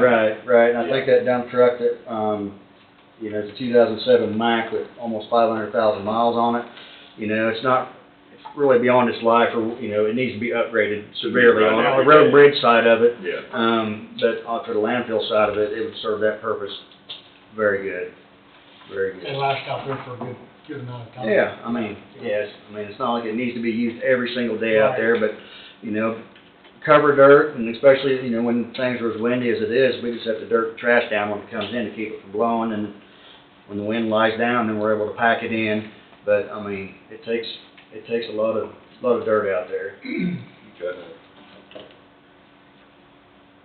Well, now we know what the Kelly building is. Okay. Is that figure, this is looking for, is that to replace it? Yeah, Okay. and like I say, I don't have like an exact size building or style building, but, definitely something with some lean-tos off of it, even like that last lean-to that we built, just Yeah. the more of our stuff we can get under a roof, equipment-wise, and, it's just better off we are. Roughly the same location? then? Yeah, it'd be the same location, but it, we'd be looking at something probably twice as big as the building that's there. It's not, that building that's there is probably a 30 by 50 maybe, if that. Okay. Yeah, it definitely has some issues. So, all right. Thank you. Yeah, bye. Good, thank you. Oh, actually, you had a question on the wellness. On what? Wellness, Okay. which is tab Oh, 16. yeah, that's, I can't remember what the question was. They wanted to know why it had increased in contractual and commodities. I think that was, And I talked to Amelia, she's, I think, she's here if you want to talk to her. But basically it was from the CPR equipment and training stuff that you guys had going on. Yes. I don't know if you remember that. that was Steve. already spent. Isn't that correct? Yeah, for this year. Right. And so that was part of the increase. But if you want me to get her to come up, she's here if you want her to come up and just clarify that. What do you guys think? Tax support only went up, what, 1,100, 1,200? Yeah, I'm comfortable, it had to do with this. So, yeah, there was those numbers for contractuals and commodities fluctuating a little bit, but overall, I guess. The I'm budget okay is with the it. same from 2025 to 2026 and probably 2024 as well.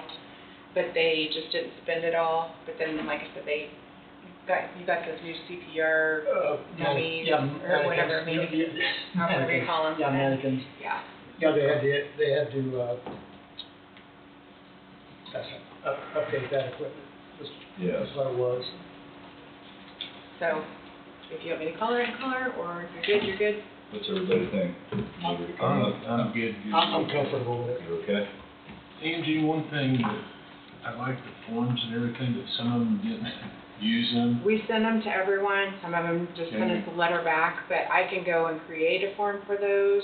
Well, I don't think you should have to do that. I think it's send it back to you and put it on our forms, or it makes it a little easier and quicker for us to get through some stuff. Yeah, if we know the same format, we know how to make the comparisons from last year, the previous year before that. I did do, general public works asphalt, they're under 14. Yeah, 14, I did update those for you. I think there's only a couple left that haven't, like legal services, Kansas Legal Services just gave their letter and, you know. But that's the way they've done it every year. Yeah, Plus I'll see you have some on the agenda for Monday, right? they are, I don't know if they still are, they were gonna come in, their budget's not changing. But they did want to come in and just explain what they're doing, so we went ahead and kind of squeezed them in there. So they are still on. Did Resource Council, did they ever? I've not heard anything from them, I thought that was one of them that's missing. I'm gonna try to see who I can contact to find out if they are, there's been years where they didn't submit anything, and then there's been some years where they did, so. And what was that on, Angie? Resource Council. Oh, okay. It's usually 1,500 that they request, but Who else are we missing, or? Last time I remember we was missing the county attorney's budget. Had it not been submitted yet? we still work Oh, on my way. So my hope is I'll have that done today and turned in tomorrow morning. Okay. That's on my plans. Been pretty busy. He should have been here this morning when we talked about 16, 18-hour days, shouldn't he? I don't think you have to talk to him too much about that. He puts them in. I know. He does. Tom mentioned the 4 days of court, so the 4 days of court historically, it's only been 2 days. Either Tuesday, Thursday, or they changed it with the new judge to Wednesday, Thursday. We found ourselves in court, especially on Wednesdays. We'd go through lunch, and then we'd go through the rest of the day. We'd take a 5-10 minute break here and there, and we'd finally get out of court around 6:30, 7 o'clock.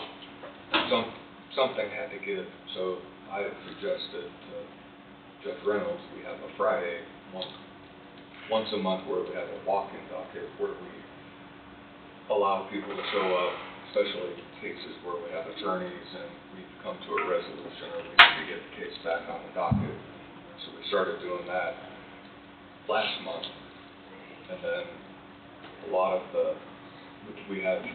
we lead the district, or at least we did last year, in traffic cases that were filed. I think we have over 1,200 maybe somewhere just over that. Right now, it appears we're headed for that same number, if not more. So traffic first appearances are now being held every other Monday to relieve some of the strain on Wednesday dockets.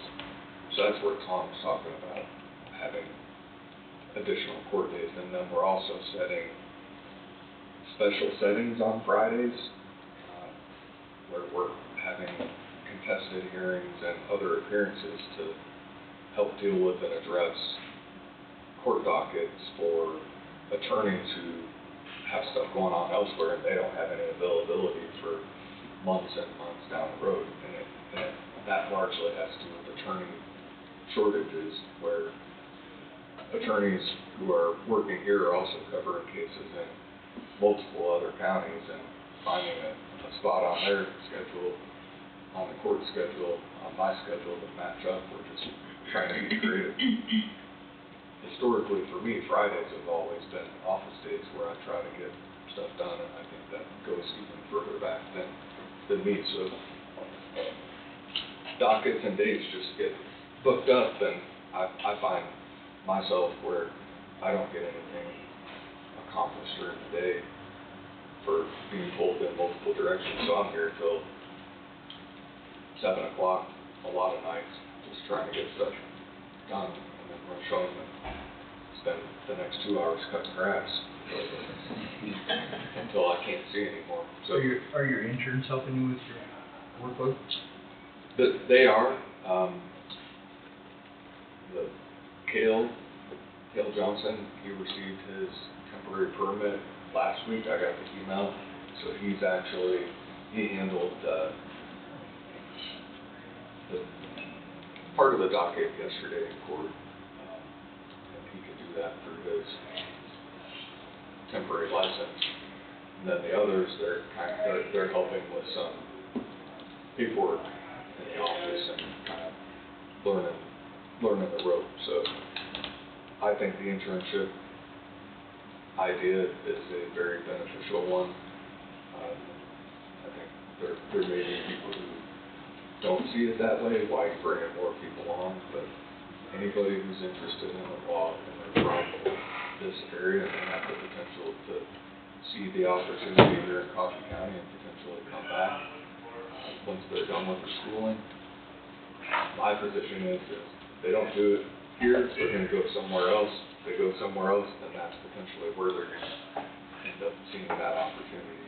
Right. And having homegrown kids here is something that I would say you want. If you grew up here and you want, if the push is to have people who grew up here come back, I think what I'm doing, the way that it's working, is actually pushing for that process, my opinion.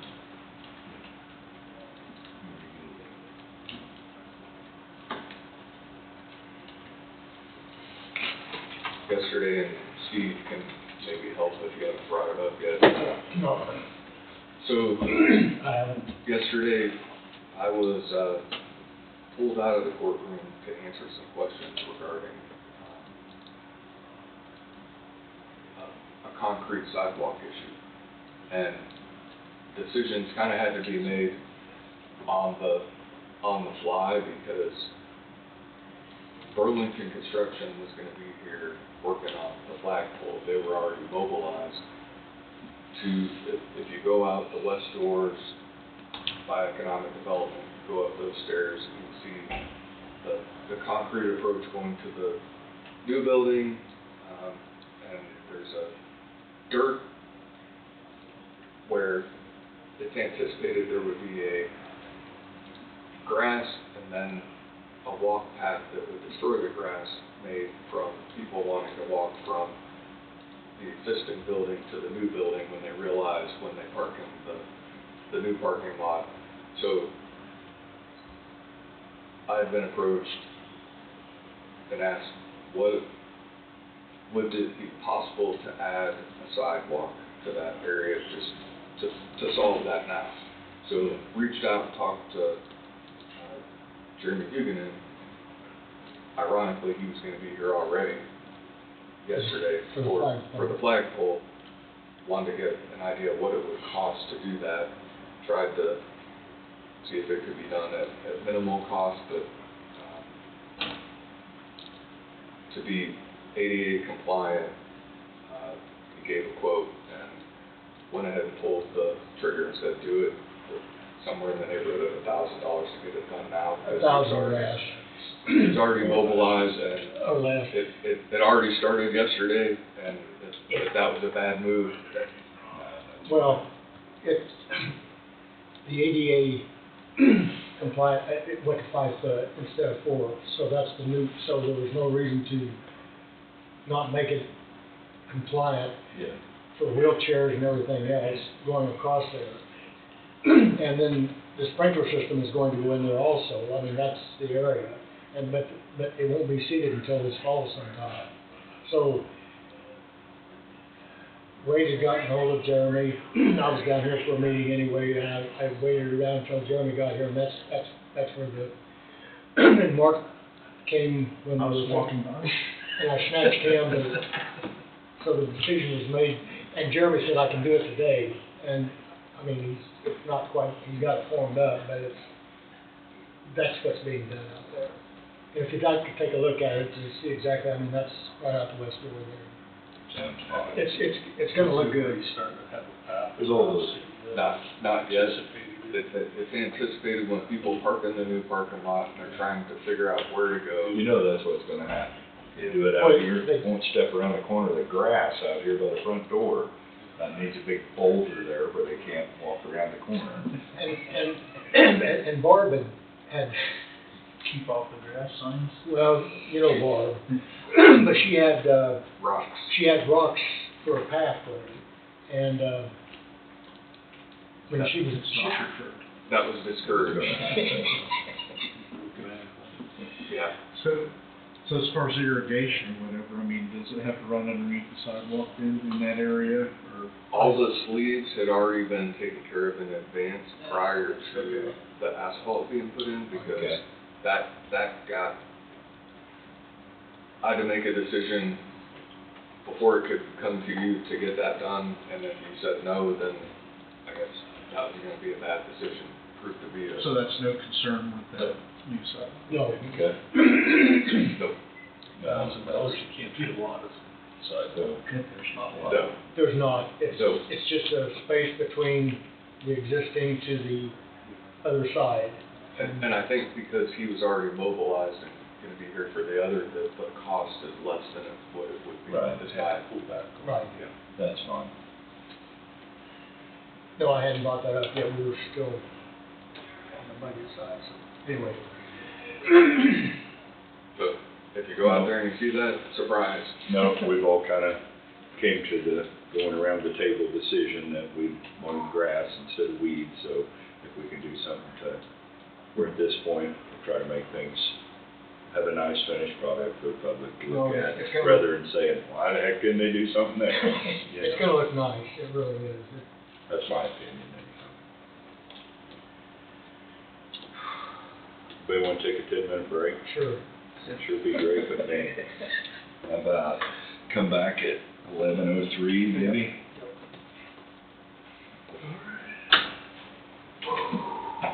You done with these today? I guess we are. I think we are. We had everybody come in. On your request. Go. And let the fun begin. Oh, yeah. Riders crank galore. Bring it on. Gosh, that had a full Jeremiah, that's fine. You don't have number 23, number 23 is juvenile detention. It's the same every year, it's $10,000. However, last year or the year before, it was 30. 30 was, so we're estimating on what that number is gonna be, and sometimes it's under, and sometimes it's quite a bit over, but That's on juvenile. juvenile detention, juveniles who were taken into custody and put in, they shut down in Franklin County, so now they have to go to detention in Douglas How we County. doing? And it's, Because that's specific for juveniles, isn't that correct? Yep. So there's a whole scoring criteria for juveniles, whether they get detained or not. And then if they do get detained, then Douglas County will bill the county, and it comes to my office, and yeah, it's statutorily required.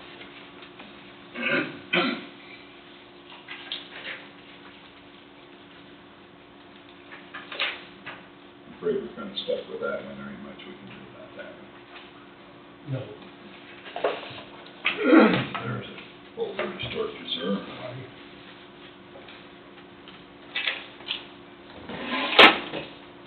Bookmark out here.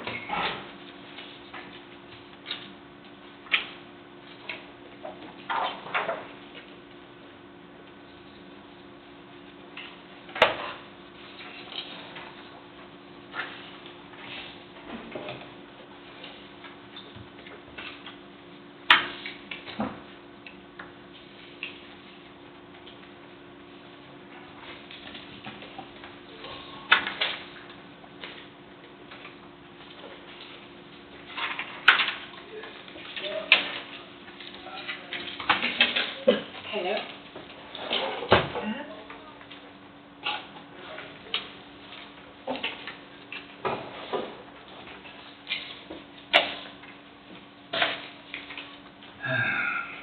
Okay.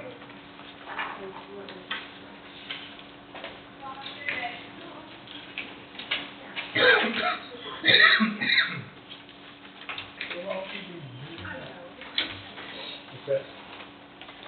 I'm getting a check. You just started, right here on top. You're on top, buddy. You can start working. I gotta go. You can start working 15 and a half hours. Hey, would you want me to go ahead and rip this off and give it to you now, just hand it to you, or what? You get a check. That's what it says, maybe we're getting up today. Mike, everything goes in that. Only I could find somebody to take it. Yep.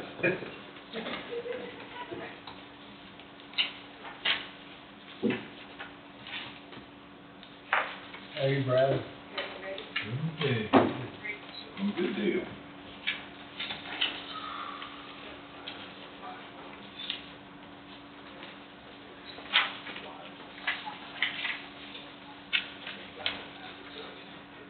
I'll give that to you next one, Aaron. He's right over here. Okay. Do you have anything? I'll Okay. back shortly. All right, thank you.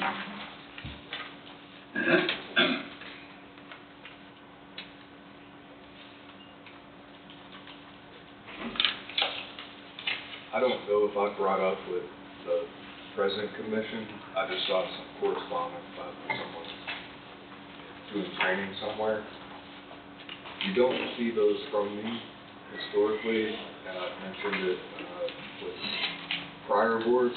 I don't advertise when I'm not gonna be home, because from a prosecutor's perspective, all that is an open invitation for someone to potentially, Go shopping? take advantage of a situation, and from maybe 20 years of prosecution, I know that some people are opportunistic, and I don't want that invitation to be there. So I will let you know after I've been somewhere, but I'm not gonna come in and say, hey, I'm gonna be out of town for the next following week. So if you're okay with that, that's, Well, I think, Yeah, that's fine, and that's, I think in your position, I think that's the way it's gonna be. well, and like, you know, we get a request, one's going around the table today, and, you know, same reasoning behind that is, we're not gonna say that in open, we're just gonna initial it and pass it around the table for that person's protection. yeah. It used to be that it was required you came in and you orally mentioned it, and I think you got away from that for that reason. Yeah.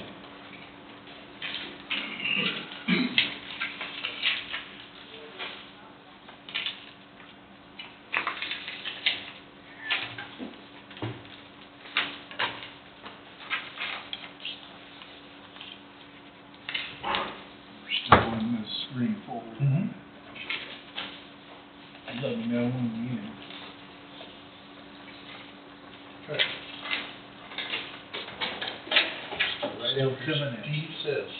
Okay. These all go in the green folder. Yeah. And everything, there's some more stuff coming. Yeah, there's some more stuff. We're waiting for Steve to say when. So this new commission.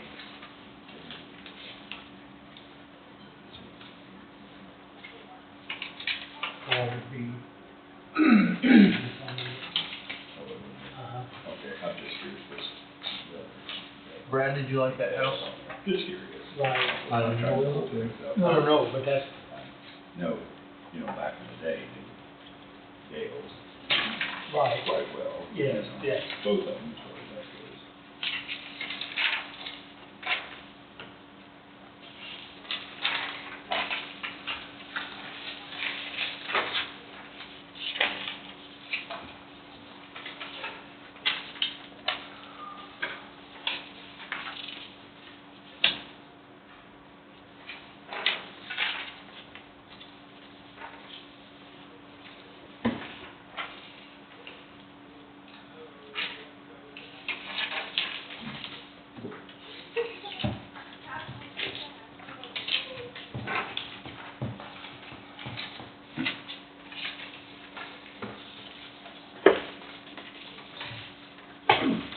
Todd, how close to, how far along is we on the story there? I talked to, some of them, some think it'll be done tomorrow, some think 3 or 4 more days.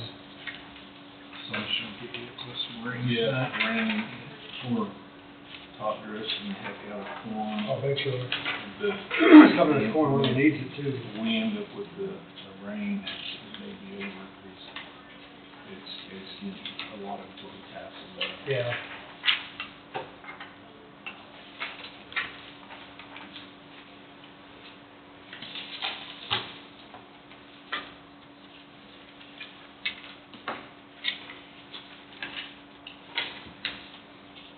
She's all good to go on this. You need staples? Oh, Here was a clip that, I have a feeling it's something more than just that. yeah, it has that, yeah, I do, yeah. Find you a bigger clip.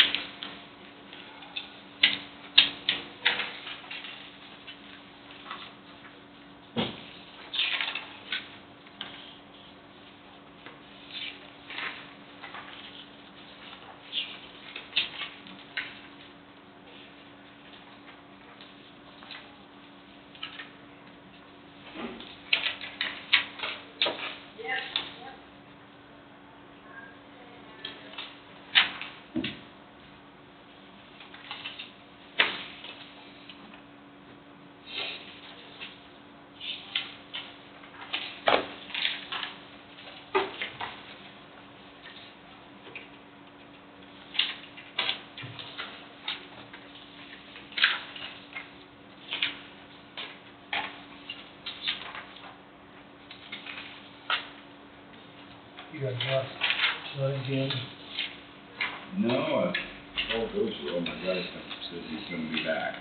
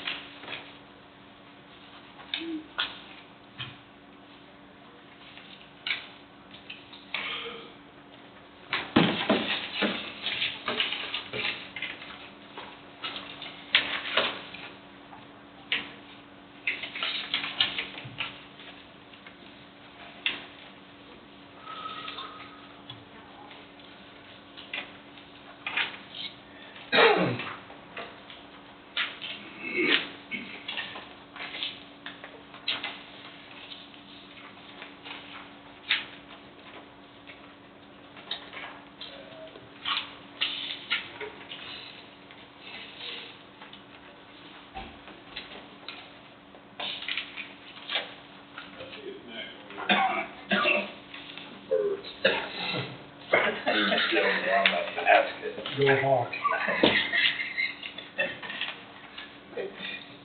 I knew I could count on you for a comeback. Yeah. Oh. Having some feathers flew up out of Yeah, I knew what you were, down in there. I knew what you were doing.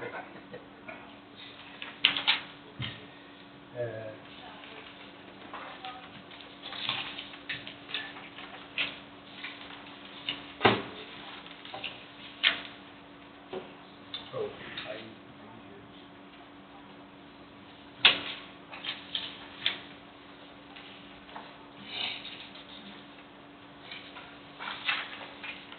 I don't remember signing all these before.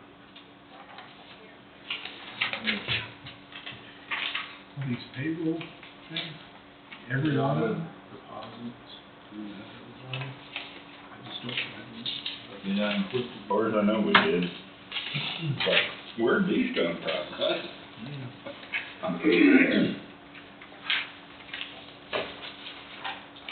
Steve, I mean, halfway through. We'll probably finish that this afternoon. Who's this B. Jones guy? do I? B. Jones? I don't. I don't know who that is.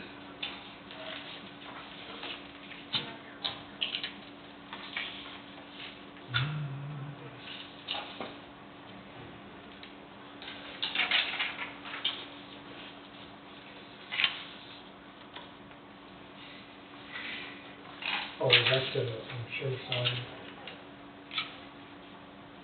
I assume it's Yeah. Brad Jones. Oh, I'm sorry. No. Big Joe. B, yeah, it says Jones B is Yeah. what it says. But that is that Brad Jones guy.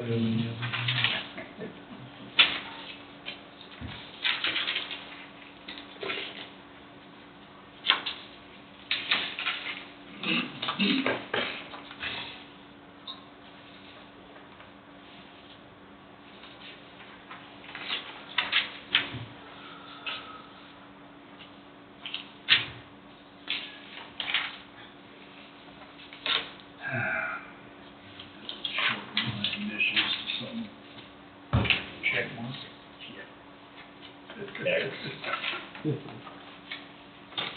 This X is even too long. That takes two strokes, Just doesn't like a it? mark. There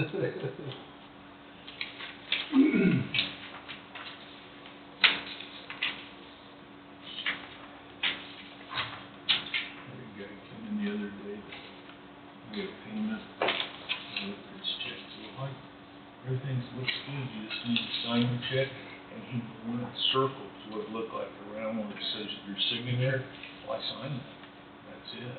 I'm like, okay. I said, that's unique. Yeah.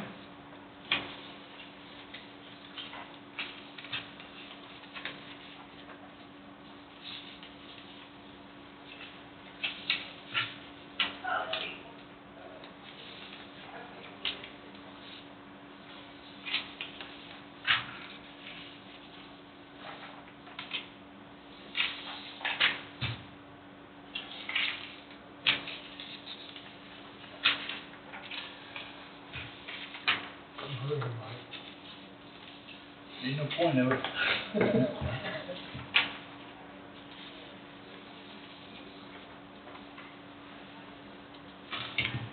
How many do you think there are?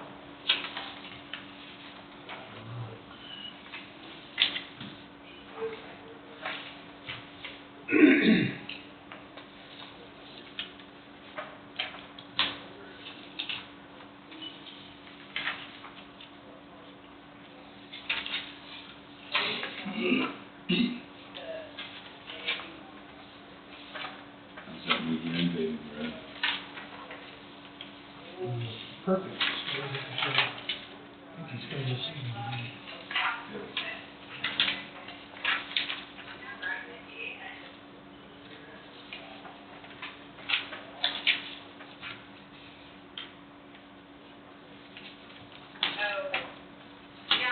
Two-year-old Texas Longs, 2-year-old is now addicted to golf. Really addicted, she's a golfer. And everything's a club. And everything's a ball. Everywhere. Usually. How old is she, Brad? That, yeah, that's the boy in Texas, now, And then he's a bit. August, yeah. I see. Her on more, so be 2 in September. I saw the baby this morning. About 2 months, Yeah. Right, headed this way, see back to work. Oh, yes. I saw him, this morning for just a bit, and I think he'll be back. I just saw him, usually would always meet. Yeah. Yes, sir, it's Brad. Yeah, I saw him downstairs this morning.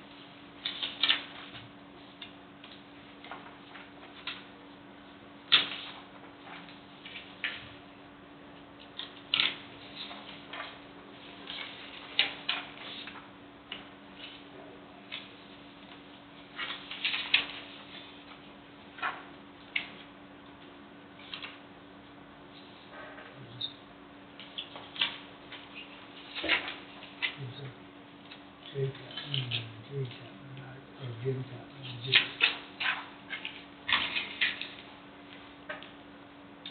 Are they the same? I will. Hey, Brad. Are there, what? I'm sorry. No, that's right. Are those,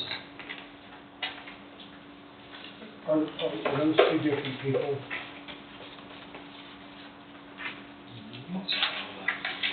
One says J, and one says J. Well, it's different amounts. Yeah, okay. I got a couple things. I just saw the, I can find out real quick. Meeting is one of them. I'll try to remember.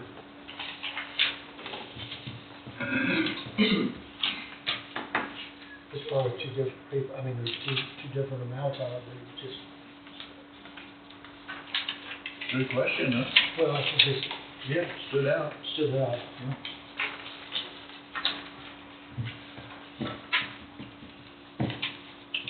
Busy day. It's a cleanup day.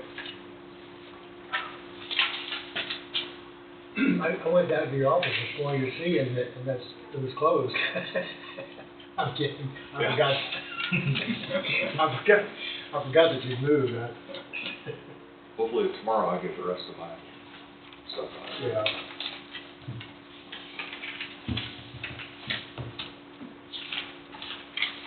Salt. Yeah, that was the economic development director, and this one is Jeff, is by Scott. Oh, okay. Yep, Road and Bridge. Thank you. Never heard stats. It just, I knew it was different amounts, but it was just, I couldn't remember off the top of my head. sure, thanks for that.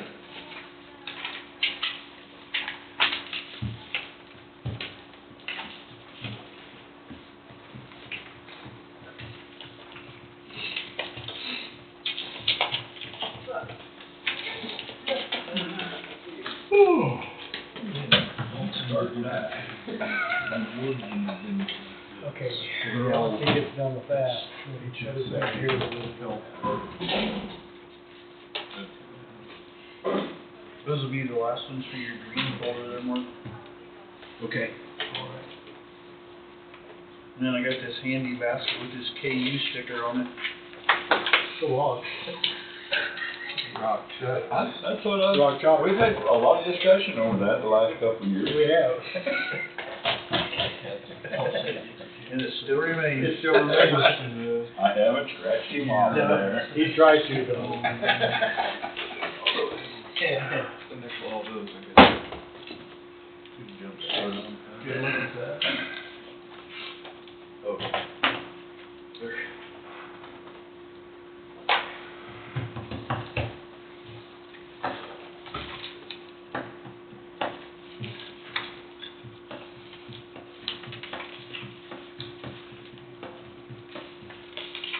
Well, this one usually goes quicker. See why it does what it's on. Nice. Benefits Nice part. experiences, yeah.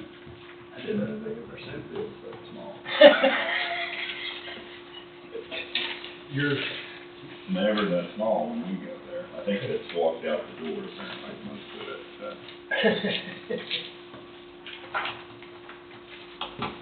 So we got a bargain apparently. There's several line items. Whoops, I forgot to turn that on, didn't I? this goes Give me those two. Let's start with that. Possibly get something late afternoon, especially in your area. Oh. They just dissipate. I need to talk to us.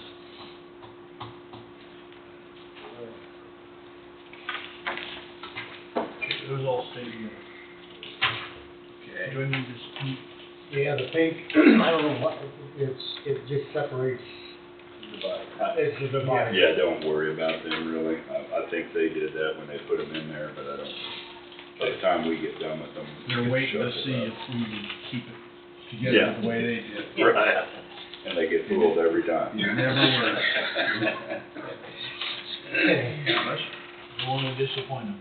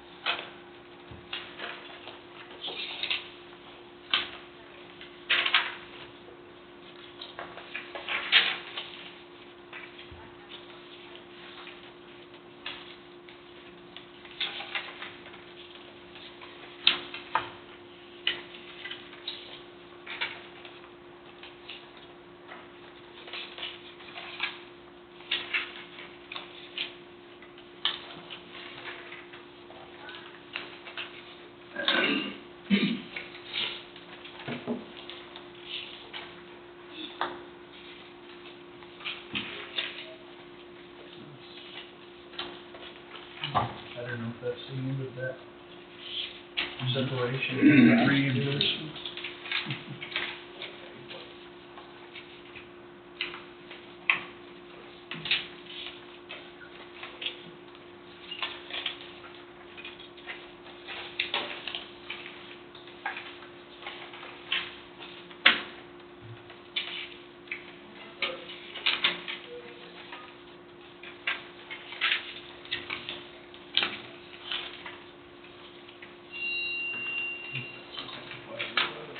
No, all that was reimbursement. Yeah.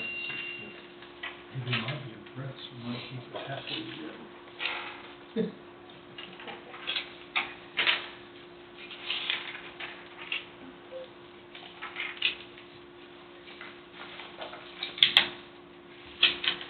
Be one of those deals where you give and you get up to take it, you trip and go.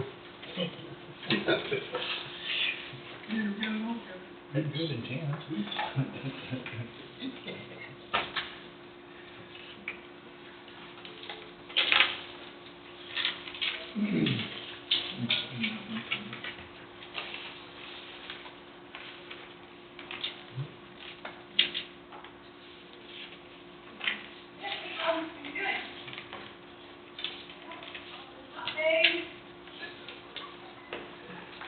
You get creative, I guess.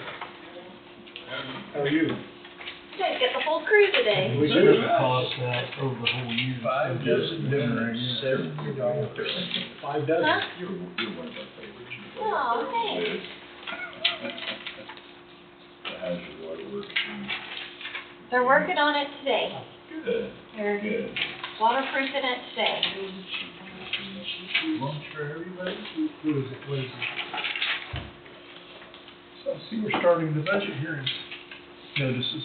Yeah, It's- I had three meetings yesterday. I need to send you 2 more.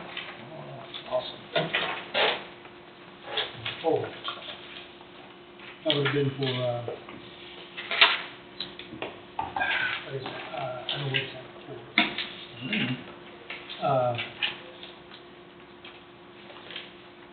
This is really good, training, morning.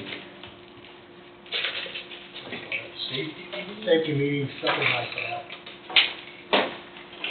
Kind of cuts into the wellness program.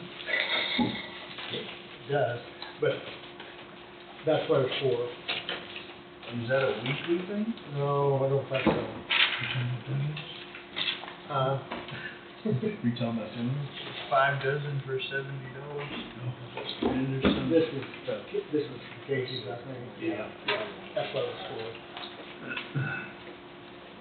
You can find the dates of those and start attending. And the only reason I know is because I was at the Wallace meeting yesterday, and it was, something was brought up about,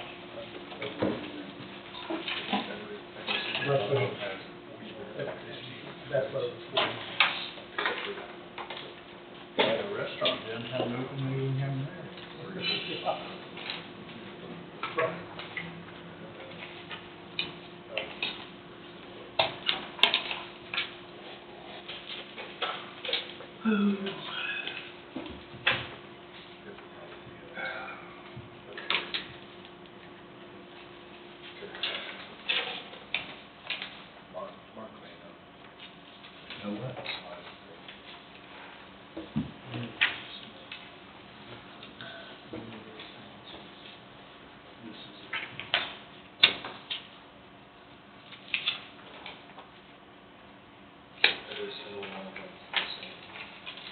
The amounts, 2 different amounts, except for that one is an outlier.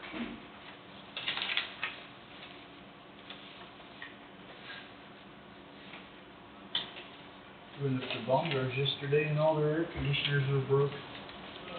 Oh my gosh. The ones on the shelves. Huh? The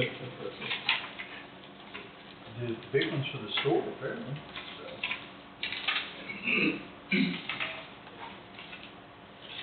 That wouldn't be very nice, would it? Oh, it would.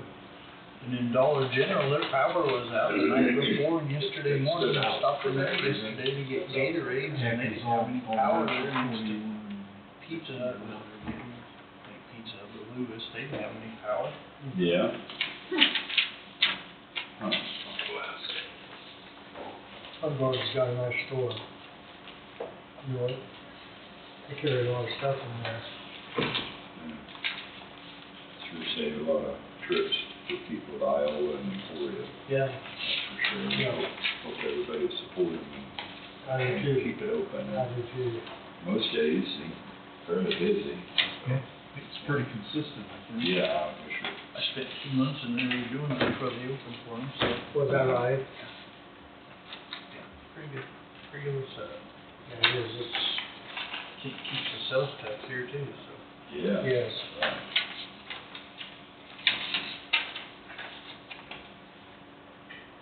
Dinner, we're all good.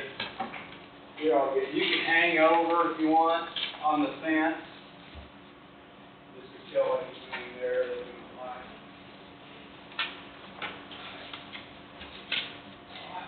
I guess the hospital's having a finance committee meeting today on, anyone wants to go. We might still be here. Yeah. Invite them up here.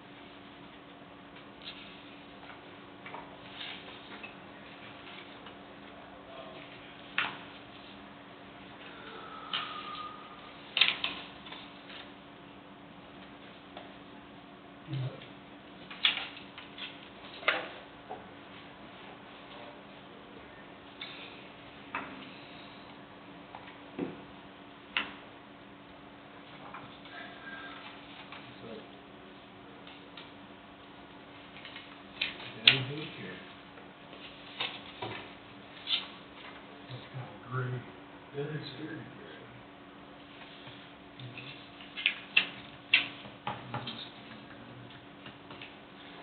Names at top? Sunscreen. Yeah, but it's sunscreen. Where'd that come from?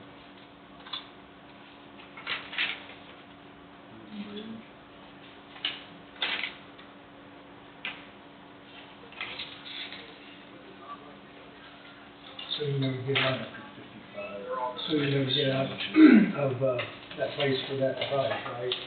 No, not normally, no.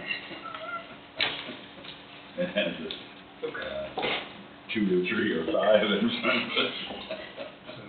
It's, Chair was actually actively working on that issue. It's right for a new hire that, she can explain it better because I'll screw it up. So, but it was explained sufficiently enough to me that I think there's not an issue. There's a reason why it was an outlier.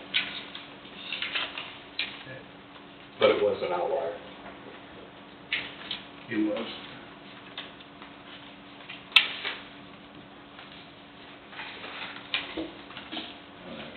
Truthfully, we pretty much just buy parts and live in that area that we have to get done. Cause you guys got your own, self-taught. And the worst thing is when I got rid of an Apple Watch. Teaching what I knew. Because now it's not synced, my phone's not synced to my My wrist. guys are pretty good. But now I miss all. interested in learning and, you know, That helps. yeah.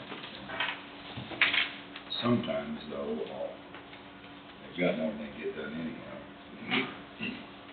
And this is what it looks like to me. Oh my gosh, what a change. Yeah, that's where that trailer. Yes. Yeah, it is. Holy smokes, that was pretty quick. That's my 4-day house. I'm curious, how many on the crew? 5. Wow. Five headaches.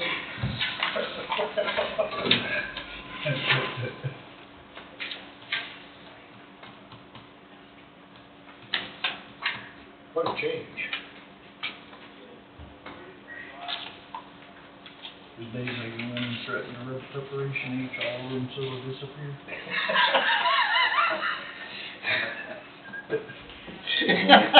If only that would work. Yeah, that's funny.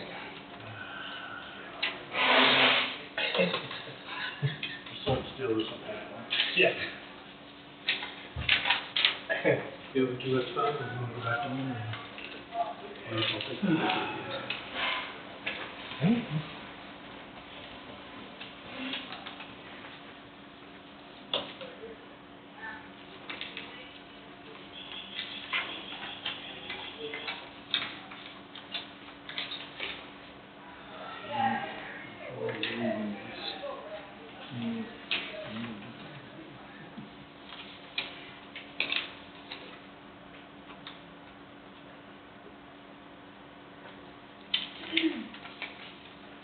Is that where you get most of your parts from? A big portion of them? No. Eric going on a trip tomorrow? Get from He went on a trip today. Freightliner dealership in Joplin. Oh, okay. Where did he venture off to today? Oh, this- I mean, that's just mostly old Right. Cummins parts, because, and. Did you go downtown? brakes and- Is there and still then- truck parts in Wichita? Yeah, yeah, they call it something different now. It's probably not truck parts anymore, is it? I think that's the way it used to be. Fleet, I can't remember, they've got one in Topeka too. Oh, do they? Yeah. West Essner Street in Wichita? Yeah, Over on the west side? yeah, it used to be Power Drive and everything there, built drive shafts, and I can't remember if they're part of the fleet thing now too, maybe. I hope that name's correct, but I think that's right. Right. Yeah. They used to have one of those up there in the south end of Topeka, right there by 45th Street. Yeah, they still do. Is it still there? Yeah. Well, we get some drive shafts built up there and stuff. I don't know why we ever need drive shafts, but, you know. Yeah, I gotta go have one done too for my little 69 Chevy I'm redoing. I see. 69 Chevy. Put an LS motor in it from the, six-cylinder. From what? It had a six-cylinder straight in it, Uh-huh. and I put an LS motor in it with a 4-speed automatic. Oh, wow.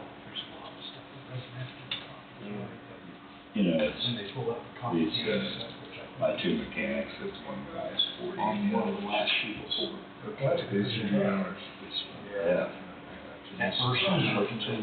That is. Yeah, because there's an animal hospital. So, we're, this young kids, mid-twenties now, and we were just commenting the other day that, like, when I was in high school, you know, you build an engine all up and everything. These stock LS motors, when you run, probably outrun my car that I had in high school, that I'd spend a lot of money making it run the way it Yeah. did, you know?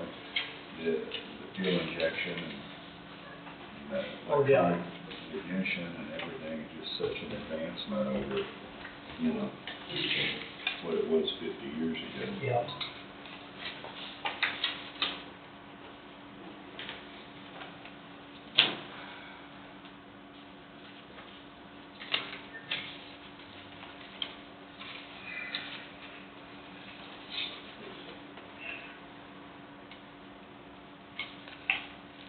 I thought about building Casey a house, but I think I'll just take off and fix my truck instead.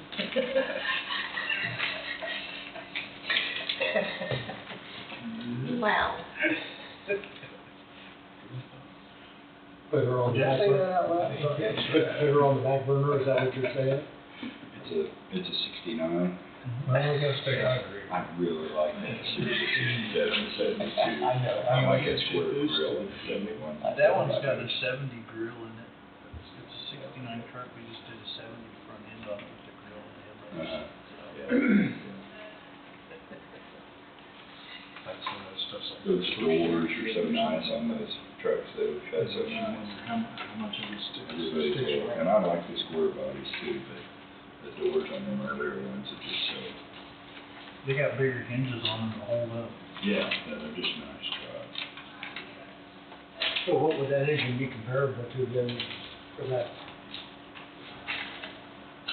Which one? It's probably like the 350 cubic inch. It'd be a 350. That That's a LS. 5.3.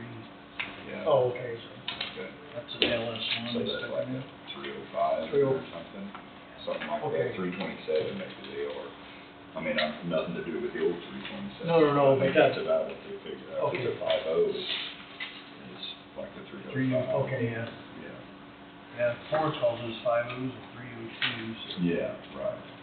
Everybody rounds their numbers, obviously. The 57s are 350s. I've had that engine running already, it's got about 600 horse. Oh, wow. Wow. So you go with an automatic? Mm-hmm. 4-speed automatic.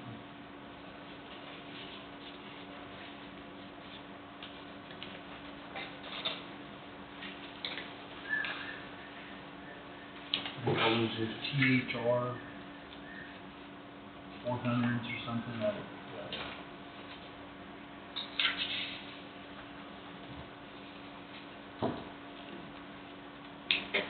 You want that one, Vic? Oh. The one I had in this deal. I still got a hold. This is the checks out of that one. Yeah. I'm working on here.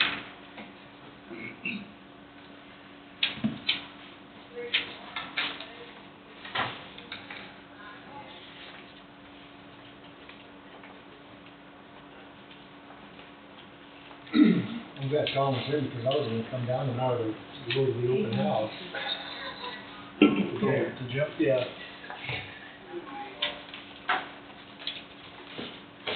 And I'll throw it down for, We went through it on the 19th, the fire department. did you? So.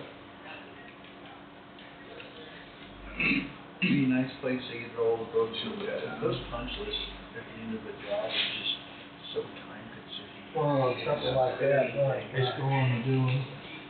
Can you imagine all the like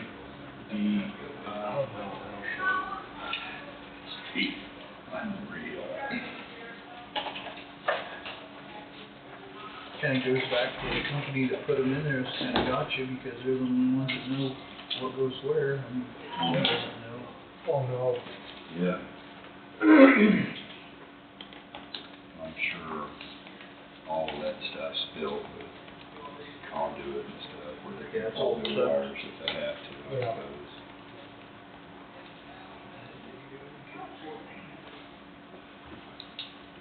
So did you guys decide on the senior center, what he's gonna do? He's going to revise his budget and get it back to To you you. either by the end of the day today or tomorrow. That was the plan. Okay. Without his projects, basically. Yeah. Agreement was,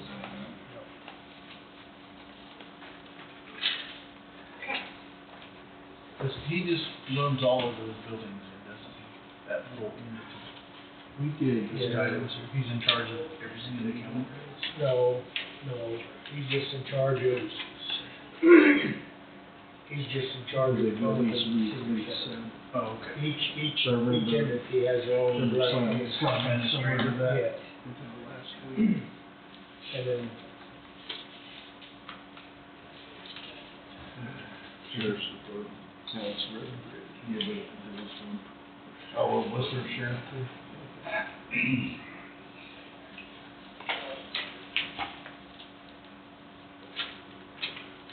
I didn't know if the city would be able to help him out on any of those projects like that. That non-profit. well,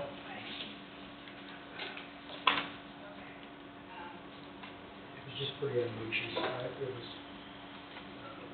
I'm really trying to change a lot of things.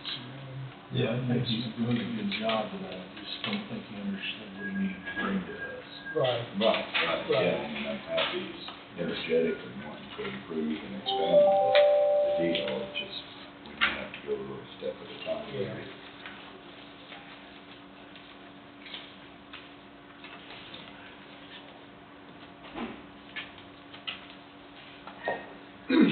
I guess we could get on cat head and put, cat head. Well, I've been looking for one, but I haven't found one.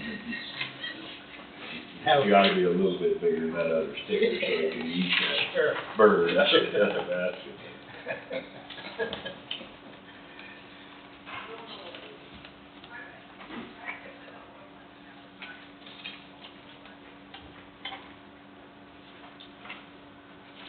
Told Cece to put that on my watch list if she was out and about. Saw the sticker, I needed one. Yeah, you'll find one.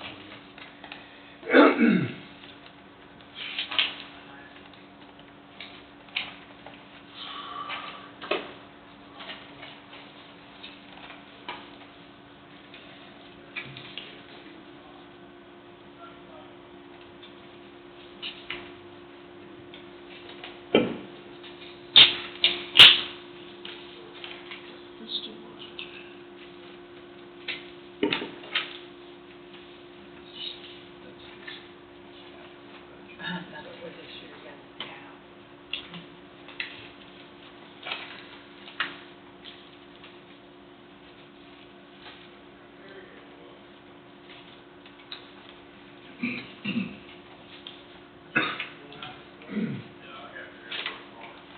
Mike, this is a new basket here. Right here. Okay.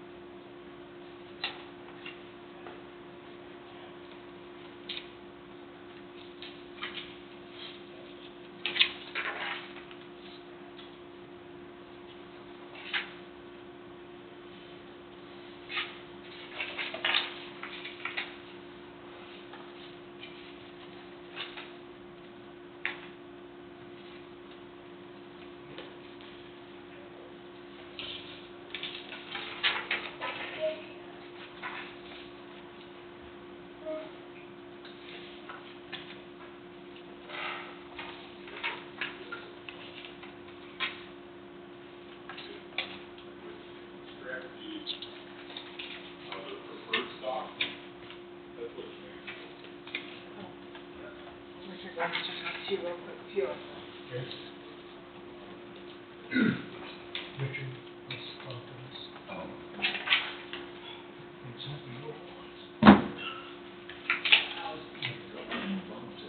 No. Well, Mom, I thought they were.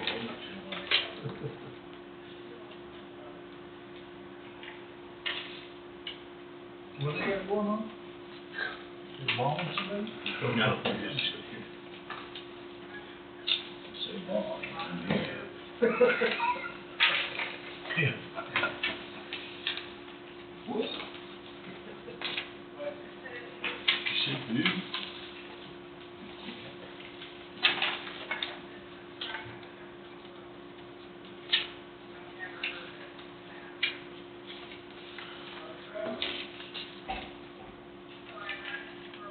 And this is the new start, okay. Right. Is there a divider that goes there? So this goes in here. Yeah, everything here goes In in here. here. Okay.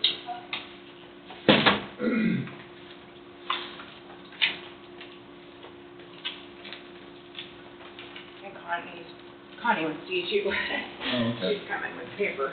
He'll be just a few minutes.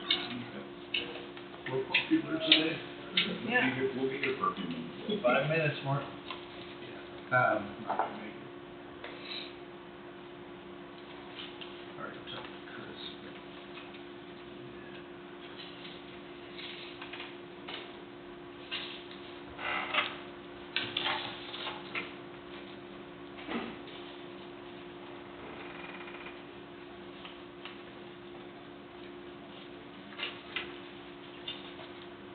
Morning, sir.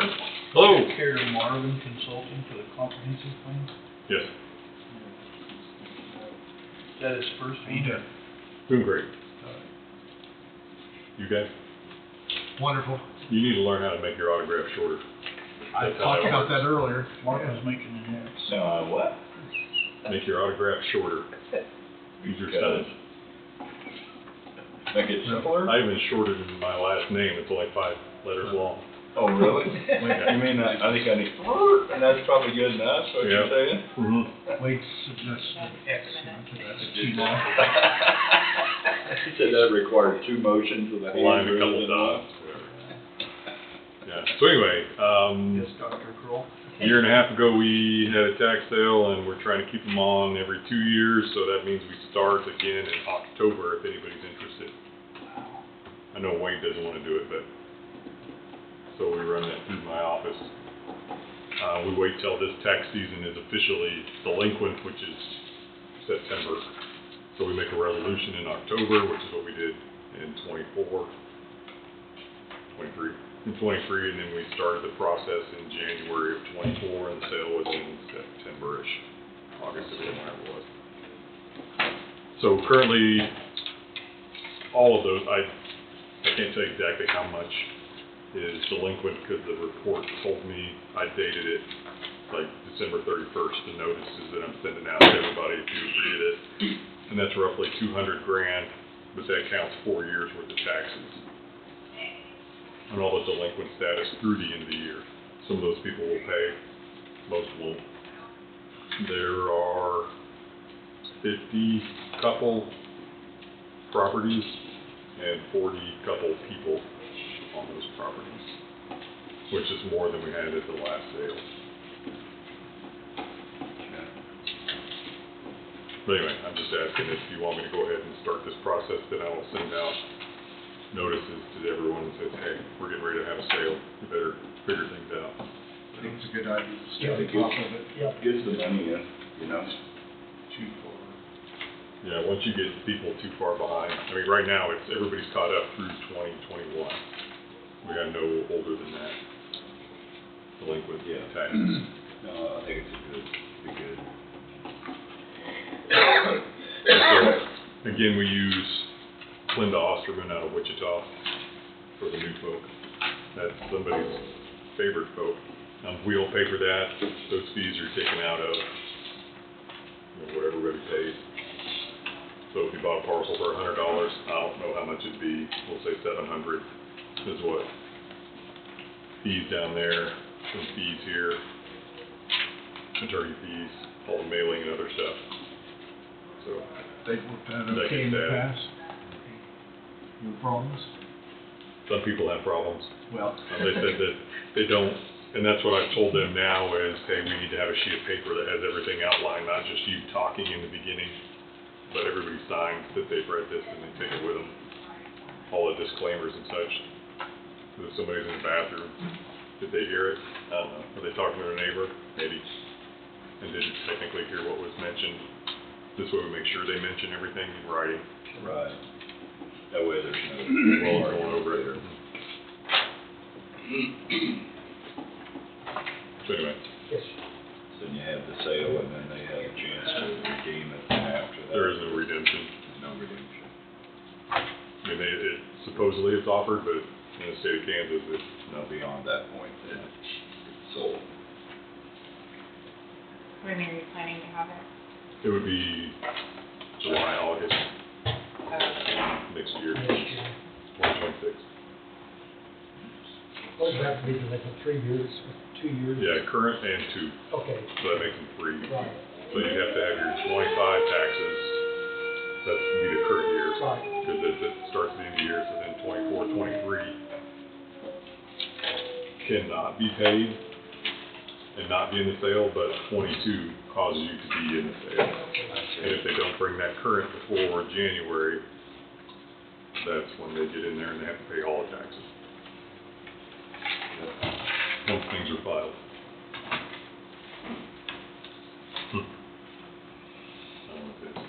Looks like your wellness program's working. Yeah, retirement plan. Yeah, so we would actually have 2 years, basically, that we're collecting on most properties. I see. 21 and 22. And again, if they make it to January and haven't caught anything up, then they have to pay all 4 years, as well as, which at that time will be 5 years, as well as the attorney fees.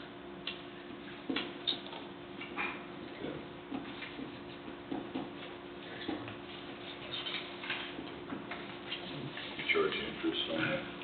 There's interest thrown in there. The regular tax bill, just the taxes alone, is $60,000 on the 2 years delinquent.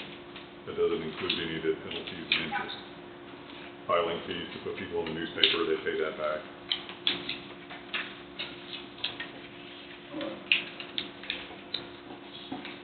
So what do you need us So- to do? Just say a So it's nod all or? right, yeah. That sounds fine. That sounds fine to me. Get the money back in. Yeah, I don't want to have to go through all the work and then say, no, we don't want to sale this year. Oh, well, I made all these letters and made everybody paranoid. I'm on board. Okay, Yep. all right, I too. all right, thanks. No, All right, thank you. sir, come in. Connie, you have something for us? Yes, I was wondering if I could get 15 minutes of your time to discuss personnel of non-elected officials. Yeah, we can do that. Have anything? We need Mr. Blue.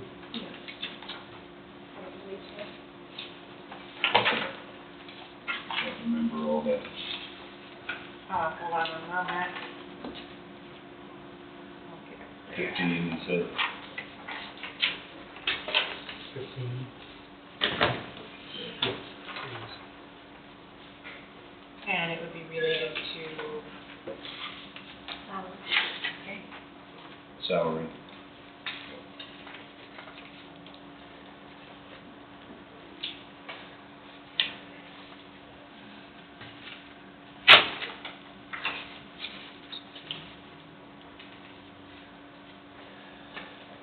I would have had that memorized, but I can't remember no.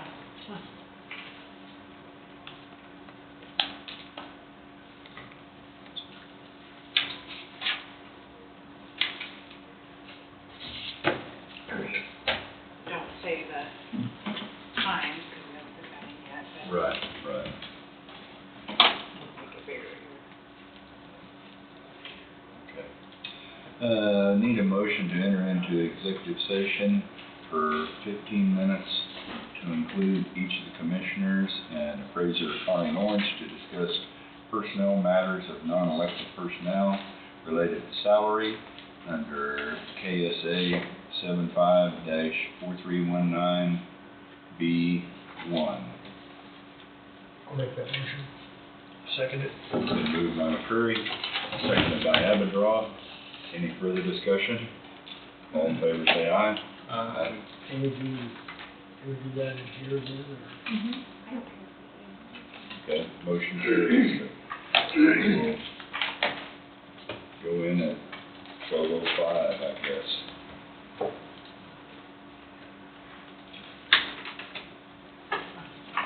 Yes.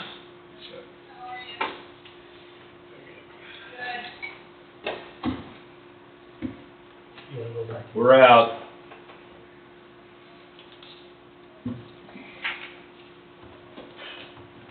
Should have tell me to open the door on her way out. Yeah.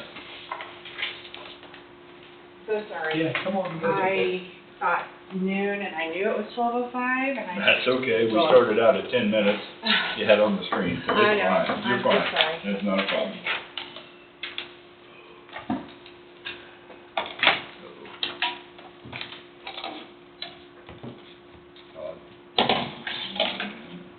Yeah, I move that we go back into executive session for 10 minutes Okay, to and, talk about non-personnel. or non-elected personnel. Same subject, with just the board.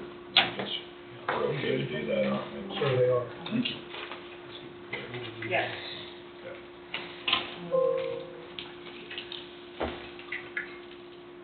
And you want 10 minutes? Yeah. What time you gonna go in? 12:22. Oh, it's 12:22 now. Okay, 12:23. Who's your second? I'll second it. Been moved by Barker, seconded by Avondroth. Any further discussion? And do I need to read that again, or are we all okay? We're going back in for the same reason. All in favor, say aye. Aye. Motion carries. 12:23. Thank you.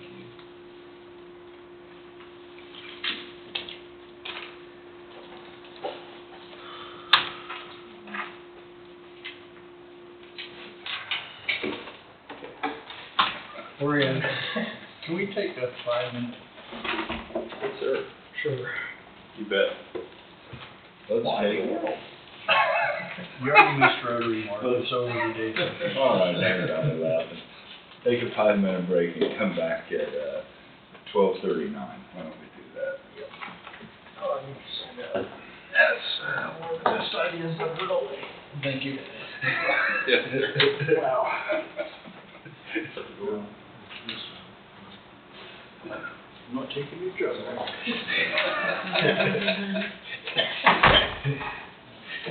It's a two-step process. They just have That's to right. flip the That's right. switch. It's a two-man deal.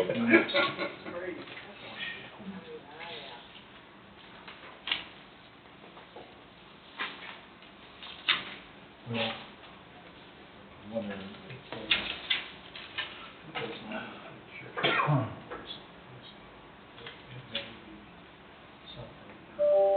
transferred over somebody manually. Well, I don't know, it's just for you to. Yeah. I'll see it. I think it's on the line, but I'm not certain. Saturday morning. Were you thinking about buying us lunch today, Steve? Were you thinking about buying us lunch? More than one. It is lunchtime, isn't it?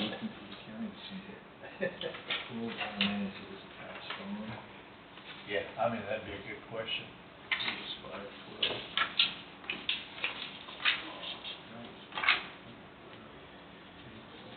Maybe on Monday.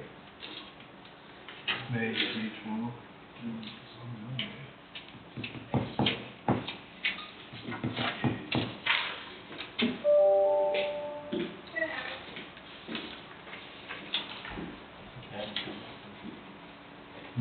Have Tom or somebody come up and Yeah. explain this.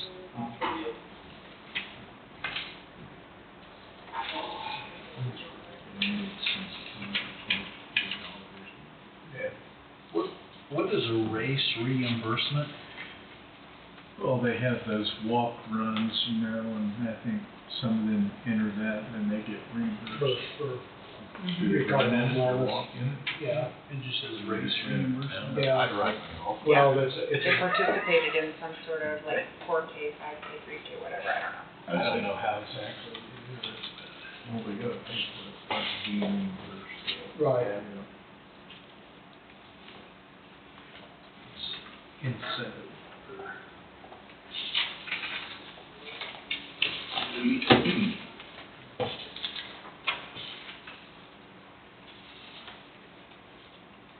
That was explained to me at one time, and I must not have retained it.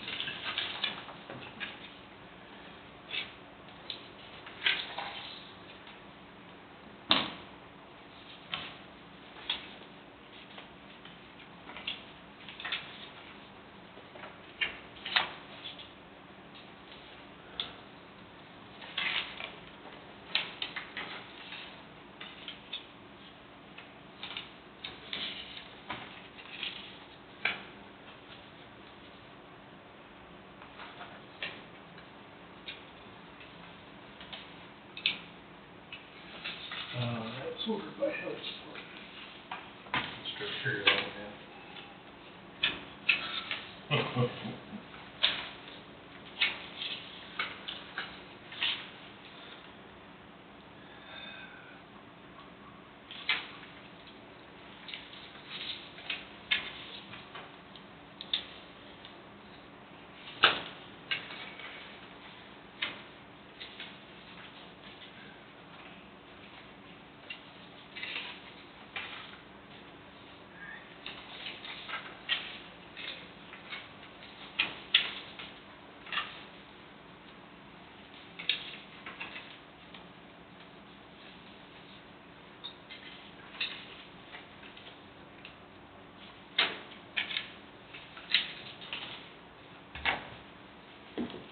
I would have started from the front instead of the back. It would have made sense. That work better, doesn't it? Sometimes there's something that explains what it all is for. Yeah. Yeah. But it's easier to flip from the back.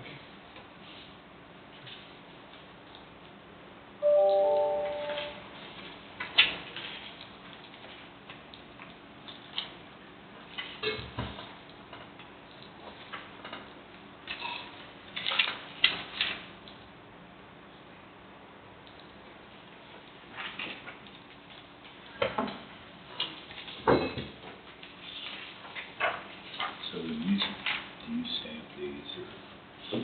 Yeah. I mean, I can sign too if you want to. No.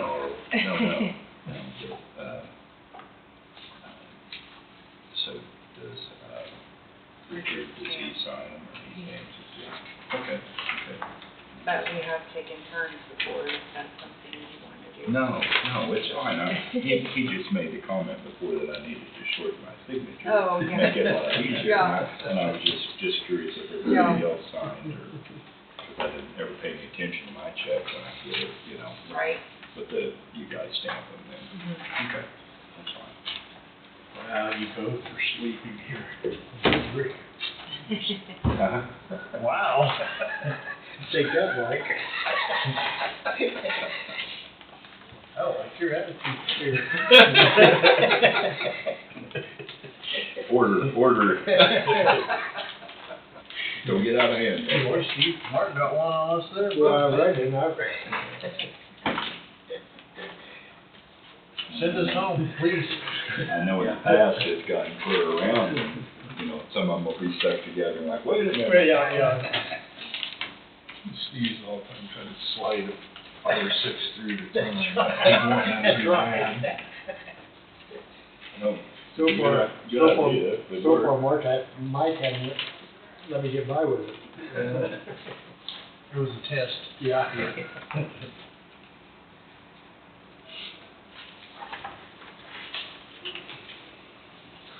Angie tried to help me, she took this one, I only had half the stack signed, she said, hey, did you forget something? I'm like, yeah, I was done.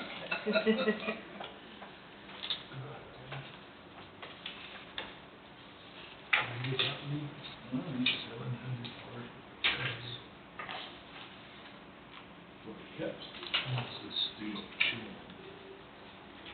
350. Oh, man.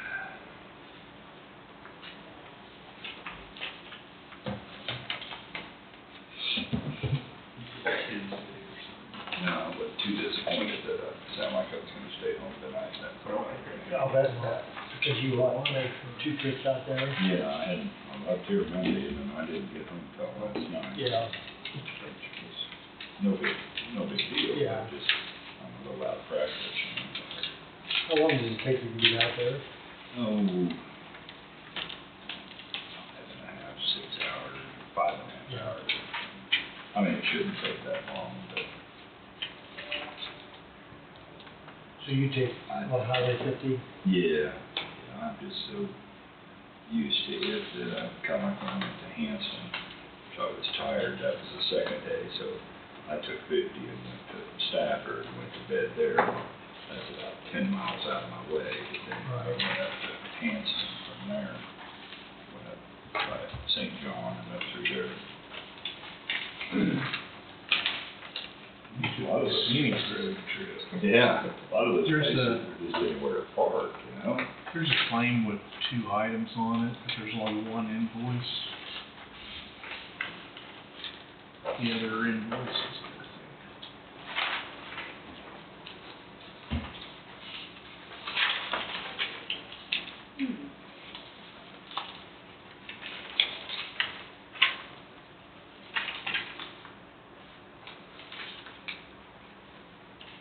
Unless Mike ripped it off to eat it for lunch.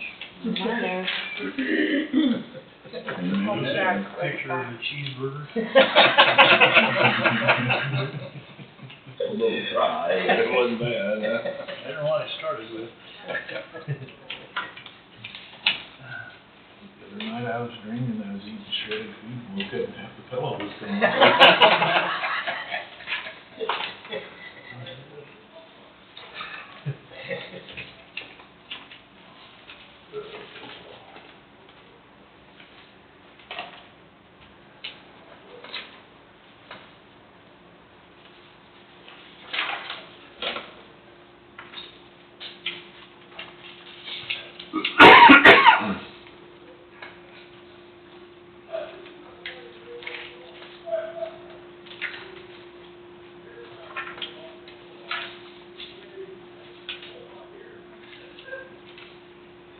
Still have a couple after road goes. You wanna see some pictures of them? I know you said he's trying to do it. On these disbursements for the cities, where they get their second half of the budget, don't they file a report about where they spent this at back to us? They do that at the beginning of the year. There's two disbursements, one in January and one in June. And, January, that's when they submit Yeah, What they spent it on?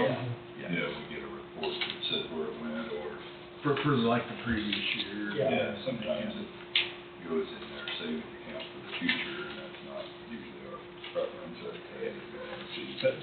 Use it.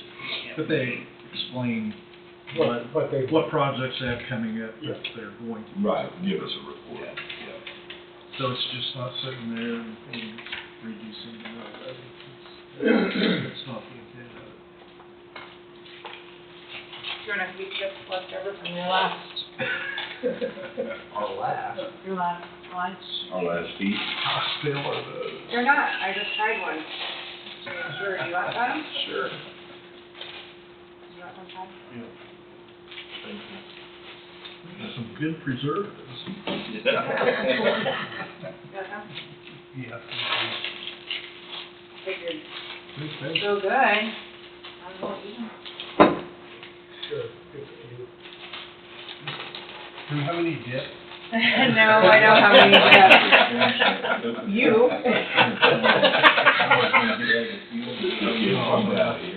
Yeah. Thank you. That was a good response. Nothing less. There's a lot of little things to take care of. Hopefully they're done in a couple of weeks. Okay. Fingerprints on the paper now, maybe. Here's an extra napkin. Yeah, that's still cash, won't say. Yeah. There's an extra. I can. Okay, thank you. You don't think they want Yeah. to get your fingerprints on everything?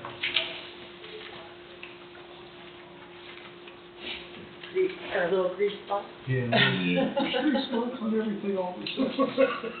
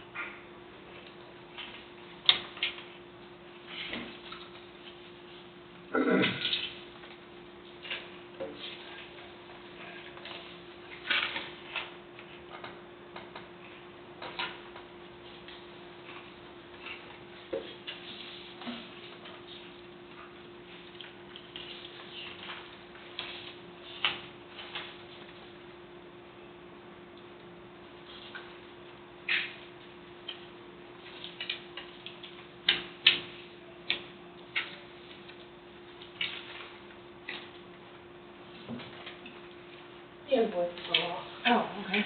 I turned it off. I've seen them in, so I turned it off the invoice. Thank you. I don't know why I saw that. Thank you. Yeah.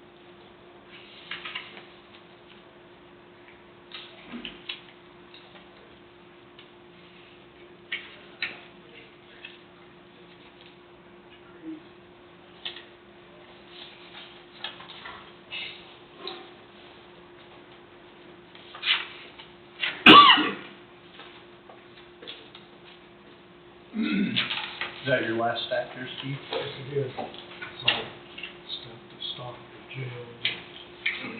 Yeah, unless you bring the surprise box. Yeah. Kind of what it Close in. Yeah. This seems like about the normal amount of hand cramp I think. That's all things on clothes. Yeah. Shirts. I think we're underwear, towels.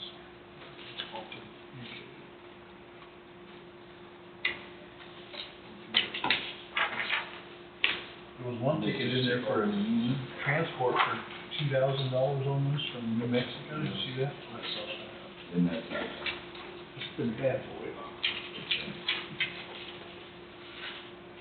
I don't know how that works. Are they responsible for paying that back, or is that just?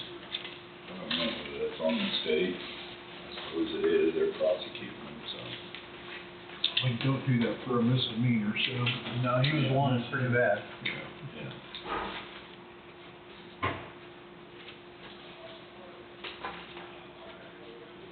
So what did they do with the whole system? prisoners. We'll have a lot more people there. Yeah. Some of the quorum, 240. I'm curious how long, I'm sure it'll last, I hope it lasts quite a while.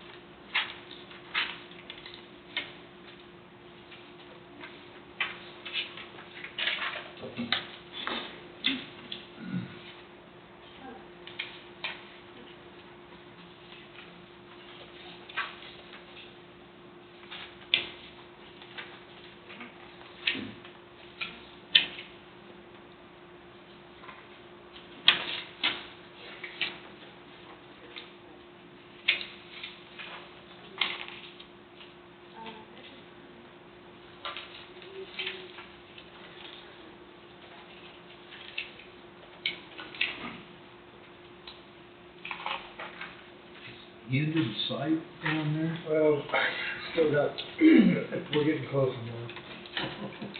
Wow.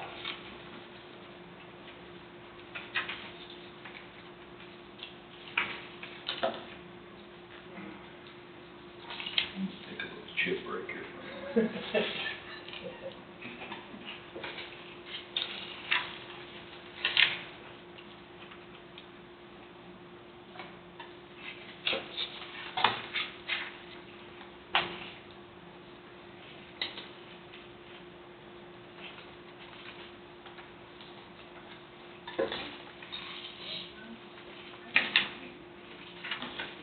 Somebody actually sent a bill for 14 cents. Yeah, they sent it. Is that what you were talking about earlier? It's 58. Here. Lucky you got here. I haven't been in record, but I'm gonna stop by and just give him a check, cause I haven't got it. I know it's due, and it's like, what the heck? Yeah. At least you recognize it's due, I mean.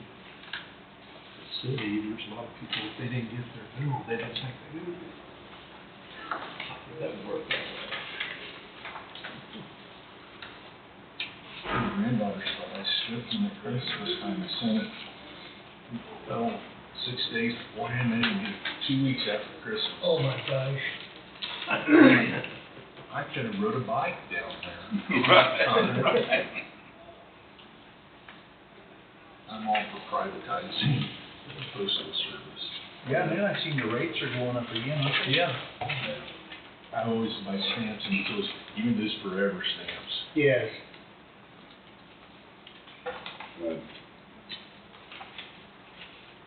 First one I ever had, and I sent it certified, I sent a title, it was going to, Taylor Martin and Fremont.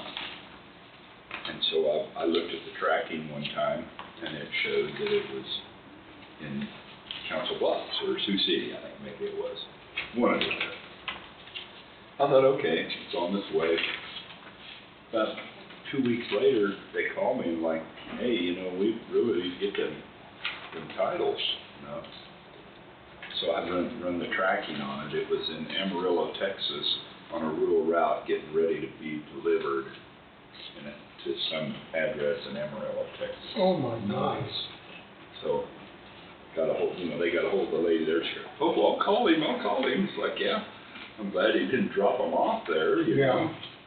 Like, and then boom, in a day, then it was where it was supposed to be. I'm like, okay, so how were you able to do that? You know, or maybe it was the second day. Right. I can't remember, but like instantly, boom, like, okay.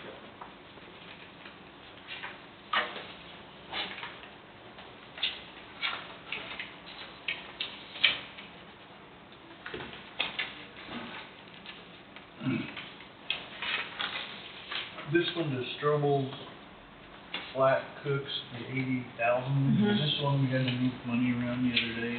No, actually, if you look back on the second page, I think, so much goes out of CHIP, and then the other part goes, courthouse. 60,000 to chips and then 20,453 to contractual. Yeah.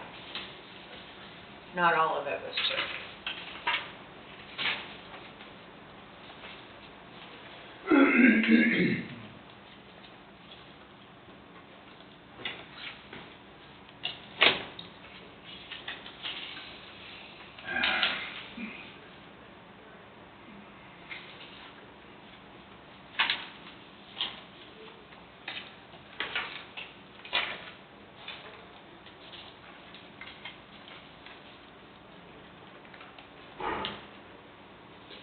Can I see that just a minute?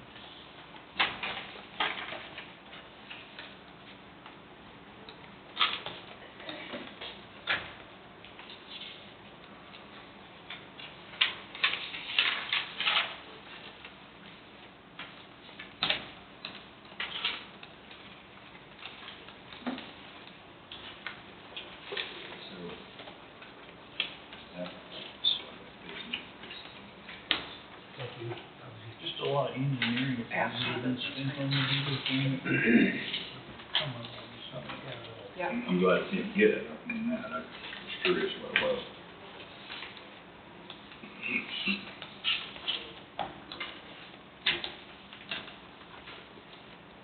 Did that have to do with the water study? I didn't know.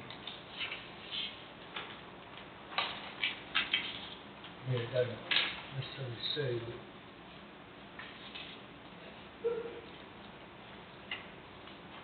Single bid, right? Yeah, I think he's on the agenda for like 11 o'clock Monday. Who? Sadie? Yeah.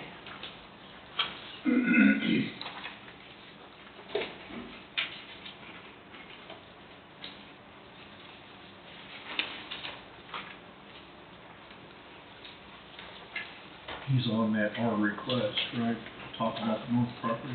Yes. I think that's right, yeah. My recollection. It was opened up last night about 10 when I came back from over at Waverly, and the building was, and the lights were all on it. I haven't seen any vehicles around. Where was that at, Tom? The Bailey place. Oh.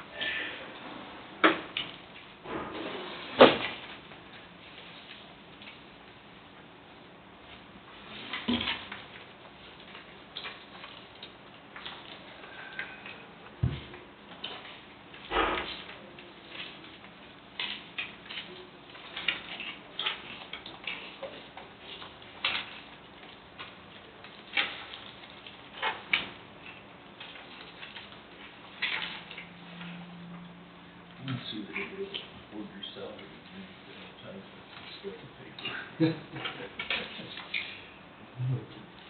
Postage is quite a bit. Printing postage, see the comprehensive plan passes. No, I had two standard pads, 25 and 25?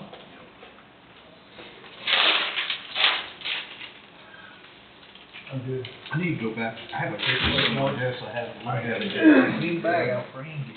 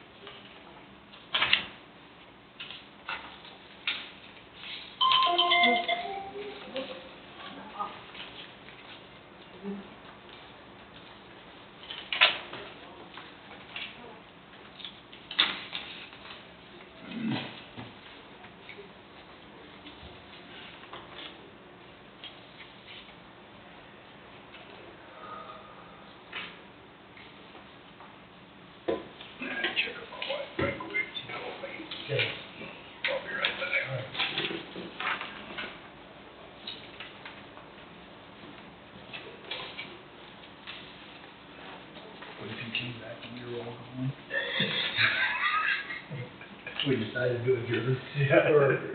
We're out of here. We're out of here.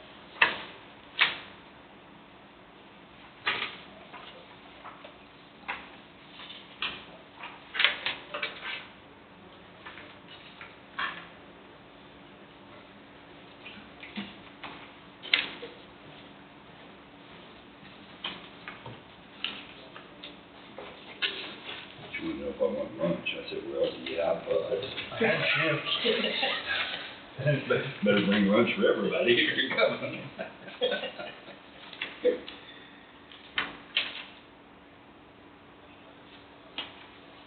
So what is this bill from UT Wireless for $43,000?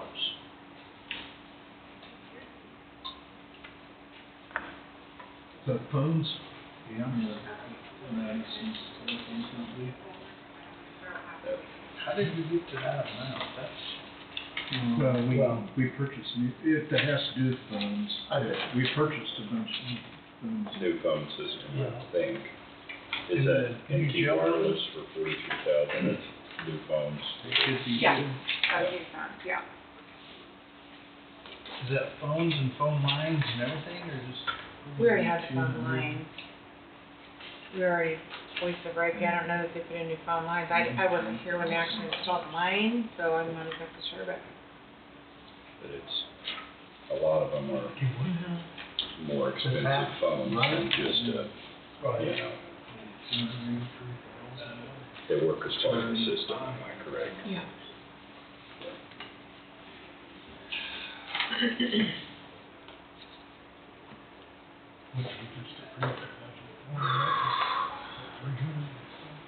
Doesn't make me. Well, I mean. Yeah, until you find a blank one. Yeah, until you find a blank Well, one. say that until you walk out the Yeah, right. You got it?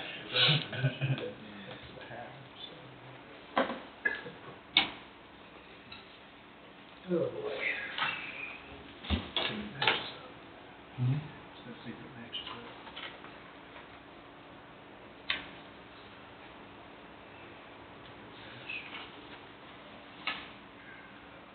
It's near the back, if I remember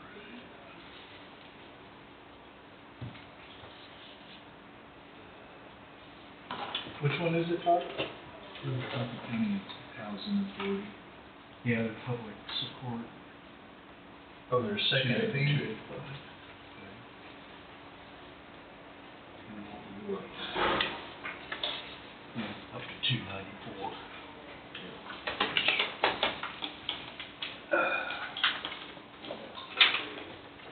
at least matches up.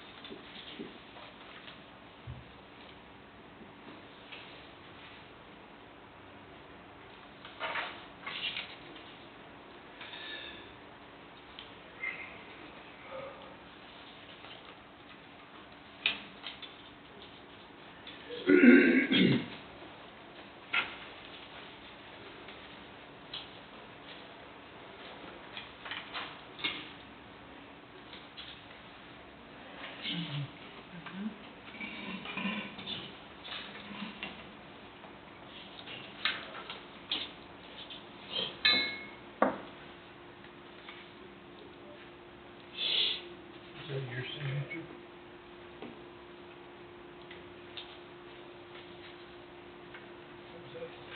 Marvin Planning?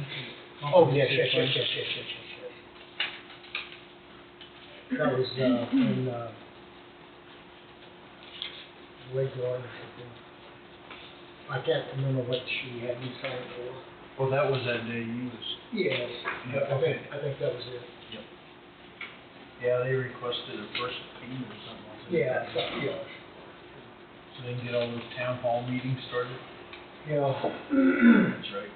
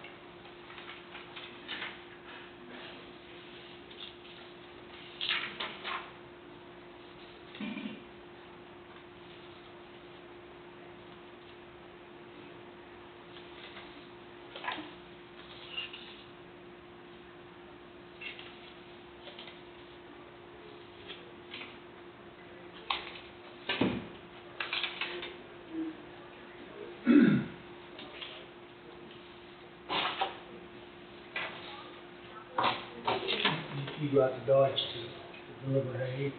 Yeah, much of the sales on there, we took them hay for years, I've been saying 25 years, so I guess for a while. Yeah, yeah. Yeah. My father-in-law, when he used to put up a lot of hay, but he had a feedlot in Perryton, Texas, that we'd go to every once in a while. And that was quite a little drive. I don't know if the feedlot's still there or anything like that. Yeah, we used to. We'd go down through Medicine Lodge and it was, I don't know, 5, 6, 7 hour drive out of there. Yeah, it's ways down there. There's a ways down there. I'd go with him and big drive. Yeah, we've got a feed store we go to in Amarillo. Used to go to Gruber, Texas, to a feedlot out there. Go there and, a lot of times when we look at their day. Is that for your 7 call? Oh, yes. What's with the heavy duty disasters? Yeah, they put the body in there because he, not sure what that is. Did you say? That was pretty touchy. That was a pretty bad deal. Oh, I mean, But I don't know how they, This is the one she got the family was. I mean, everything's good now.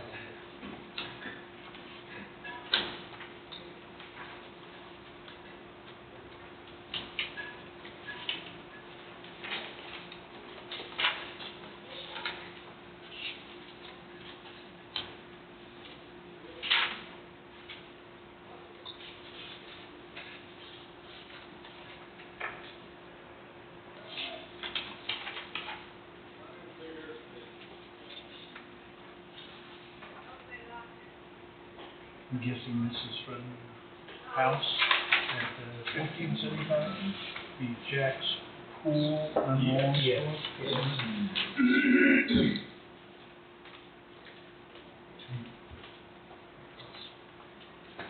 I'm gonna let Stevie finish, because I need to get something to eat for lunch, so Okay. I'll see you all. Okay. Take care. We hope we're about done. Take them some chips. Well, you just go ahead and keep eating chips. And in case you want some chips. You're not on any chips. Yeah. I like chips with cottage cheese. Yeah. There's only one dip there. I love my fish fries. Give me a little cottage cheese. Mike, Andy put the chips out on his napkin, and Mike said, do you have any dip? And she said, just you. I thought that was a pretty good retort. It was, pretty quick. Yeah, that was pretty quick. Gotta keep that moment in time, I thought it'd be nice. Yeah. That would've kinda made it feel a little more satisfying, wouldn't it? You could've scooped up some dip with it.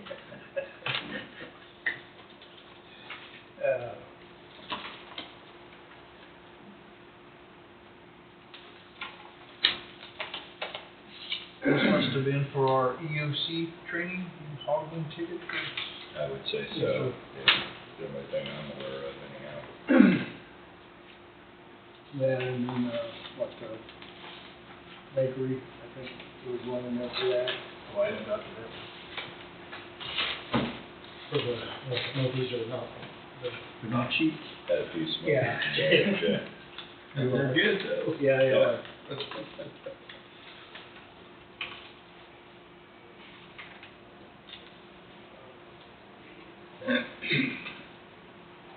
Now, where this feed store in Amarillo, Jim Hess started sending hay there in '67. Holy smoke.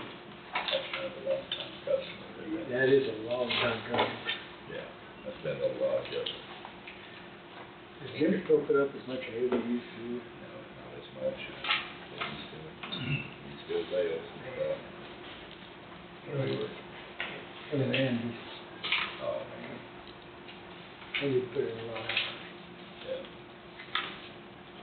They're kind of like one's talking about that camera, which she probably put a mirror in her tractor so she could watch the little baler sometimes, you know,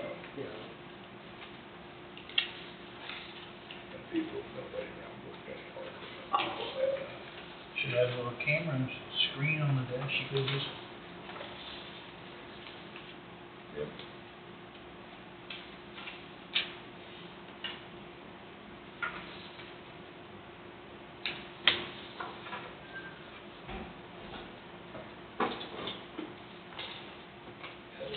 Guy from Amarillo that come up here hauling hay, hauled hay from him, started hauling hay from him then. And, I think he died in 91 or 93, somewhere along in there, and then I started hauling it down there. Wow. Yeah. So it's a feed store, is that? Yeah, we take it to them in the van trailer now, which they like that, but, yeah, it used to be, go down there and they'd get a bunch of convicts from the jail come up and unload it. So when you take your van down, then you just, unhook them? Yeah, and bring them. Did you get bring five? them back, yeah. Mhm. How much were they? $200. They're huge. So that works, Standard yeah, size that for works. these. Only place that's a little annoying is these people just want it in one spot. They took up our whole Get little there and table dump in our it kitchen. trailer and you move that one out of the way and then up on Need a the bigger other. kitchen. We have a bigger table downstairs. We just don't have room upstairs. They don't have any way to get. But we do need a I mean, bigger Yeah, kitchen. yeah, I mean, surely we could Less find ladders another in your spot house. and have two Yeah. spots, you Yeah, know, yeah. whatever. Yeah. Still better than Those nothing. poor guys working on the basement are probably I mean, it's so not too tired of bad. climbing No, up and but down Hook that up the red ladder. hose, crank your jacks up that high. But it's just the idea that it. Oh, yeah, just hook it and hook it and da-da-da-da-da.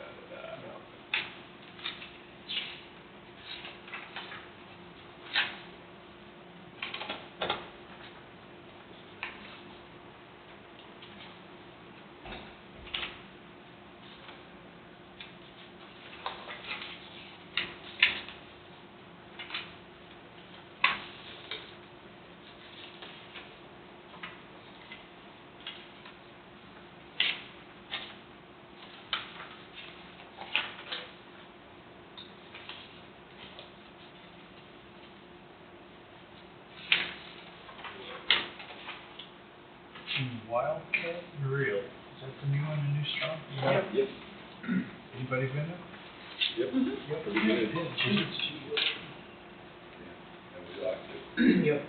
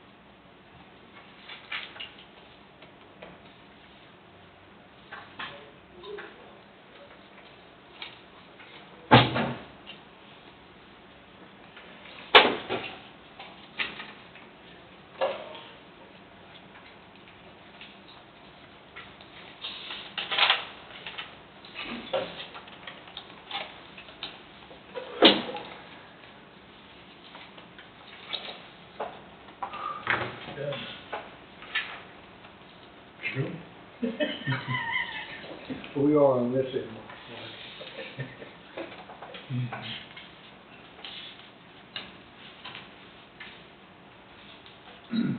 Almost there. Got her about knocked out.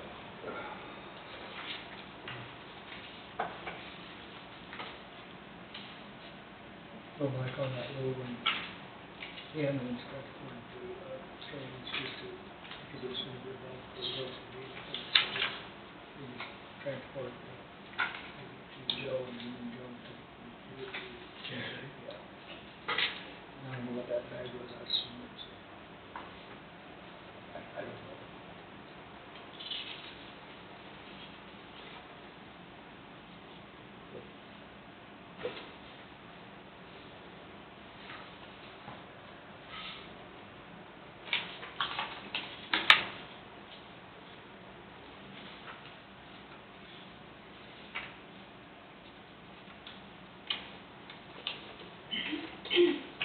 Well, what do you wanna do the rest of the day?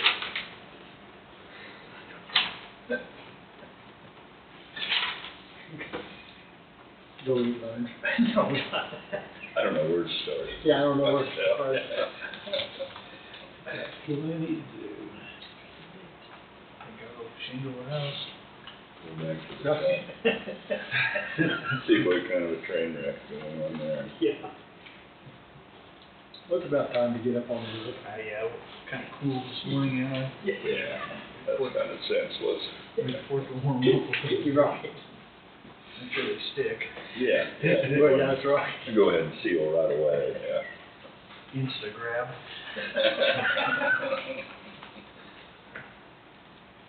So if I get them put in the right spot to start with, because Got another come back up. okay, you're done. Won't be Yeah, right. moved. No wiggle They there. don't like to shuffle too much, I suppose, do they? Me either. That's something I've just never been any good at. Sitting on that slope,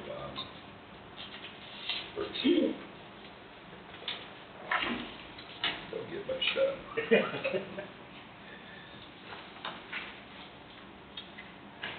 I was more qualified for the shovel and stuff, digging along.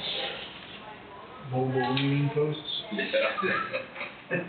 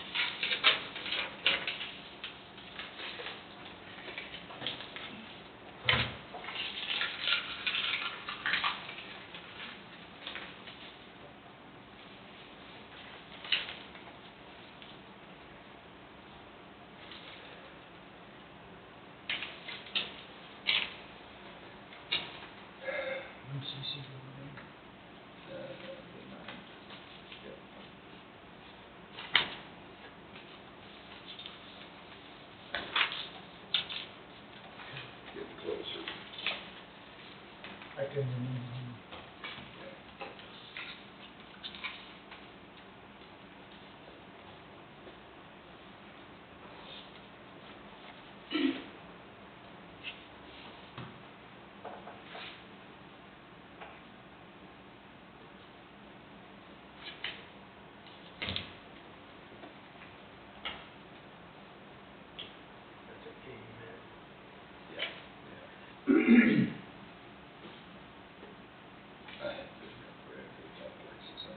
Oh, it's huge. They just keep, and the thing about it is up there, it just seems like they're in construction all the time up there. You know what? To me anyhow, it seems for somebody like me that's pretty dense, it's pretty easy to navigate. It really is. Each of the address, and if the address puts right at the front door, garage right there, went over there, came right back, came in, information desk was right there. Yeah. Go upstairs to the third level, turn left, and it was there. Yeah. That's pretty easy to get to. Yeah. I didn't know, do you go to Rainbow Avenue and, Yeah, I don't know, maybe there's an easier way. well, no, I mean, you can take Mission Road off and go down a ways and then hang a left and then drive Come up up from the south. come in from the south, but, Uh-huh. Yeah. but either way is easy to get to. Yeah. Yeah, that's what it's not.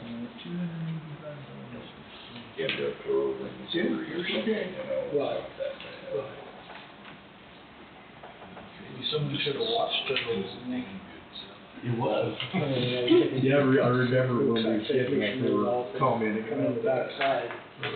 It was easier for me, I mean, it was just an easy way to go. I know it was part of town, but it was easy to get to. Yeah, yeah. And, Rainbow Avenue, I'd have to cross Rainbow Avenue to get to St. Luke's. And I see. so one day coming home, why, I just took that, and that came right to Katy Mad, so. Yeah, yeah.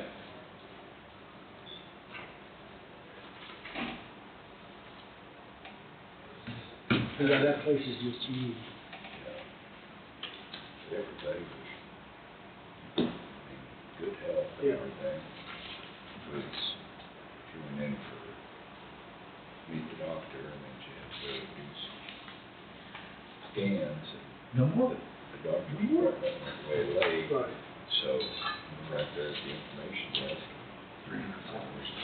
our appointment's in 10 minutes or whatever, and so we'll get Well, it seems to be working. security will give you a ride over there. 'Cause you know, when no way we went and got our vehicle. Right, right.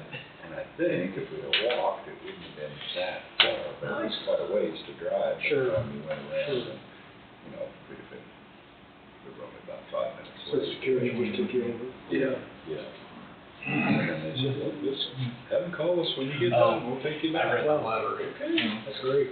Yeah. Oh, yeah, it explains it.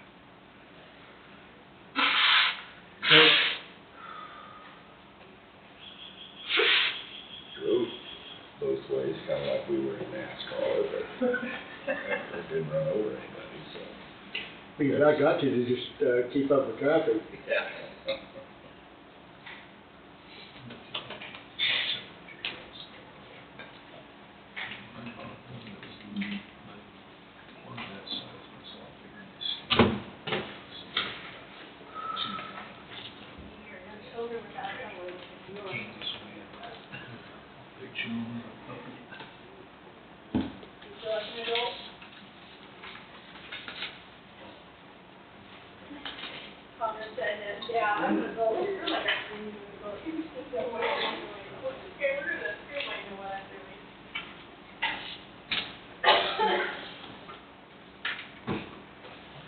I'd have to consider skipping a meal, it might be good for me. Think you're getting kind of used to it now, are you? And the mechanic at the shop, he's decided that he wants to lose some weight, and he's skipping lunch. I'm like, what? I don't know how he makes it through the afternoon. Yeah. Where he's physically working, you know. Well, you can snack on some apples and oranges and whatever in the afternoon, that works pretty good. Yeah, that does, that'll help put something in the stomach. Yeah. Got some chips.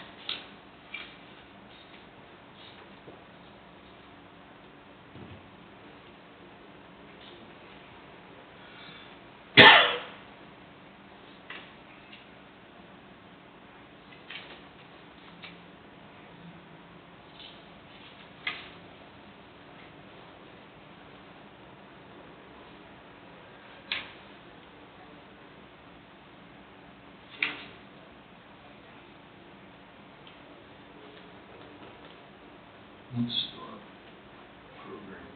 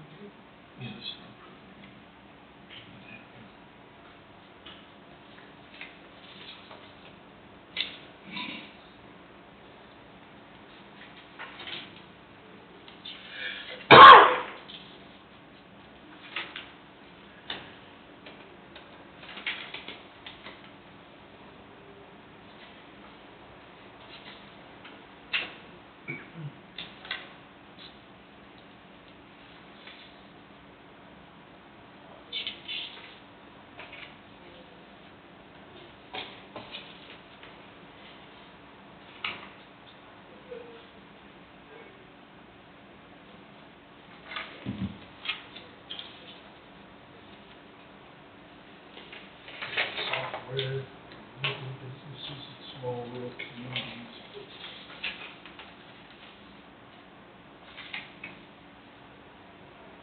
Keep reading anything past that.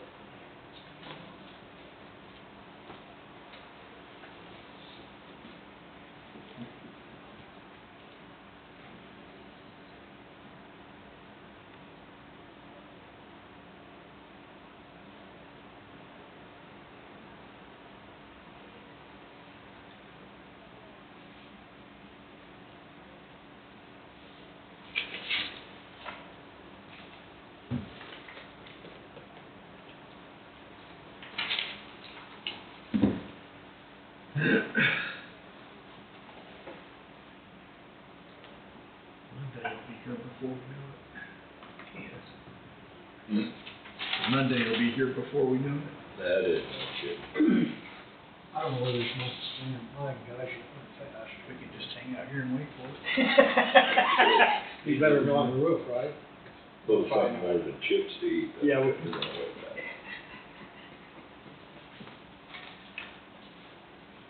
I'm sure we could order something out. Yeah.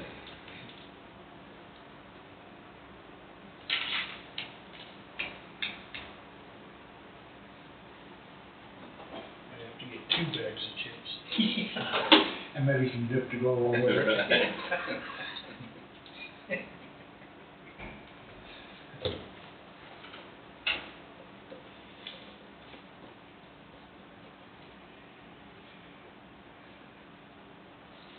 So how many houses you got going right now, Mike? 2. And people screaming at me to start theirs.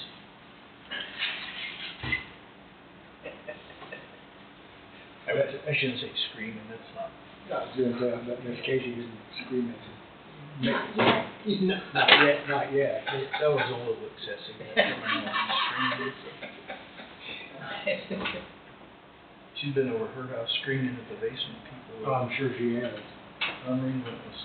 I've been preoccupied with my yelling. Directed it into a favorable situation. We got her? Okay, match. Any round table? No. Don't have such a thing today? Nope. I'm good. Okay, guess we're ready to slam the door then, huh? We'll adjourn at 1:45. Very good.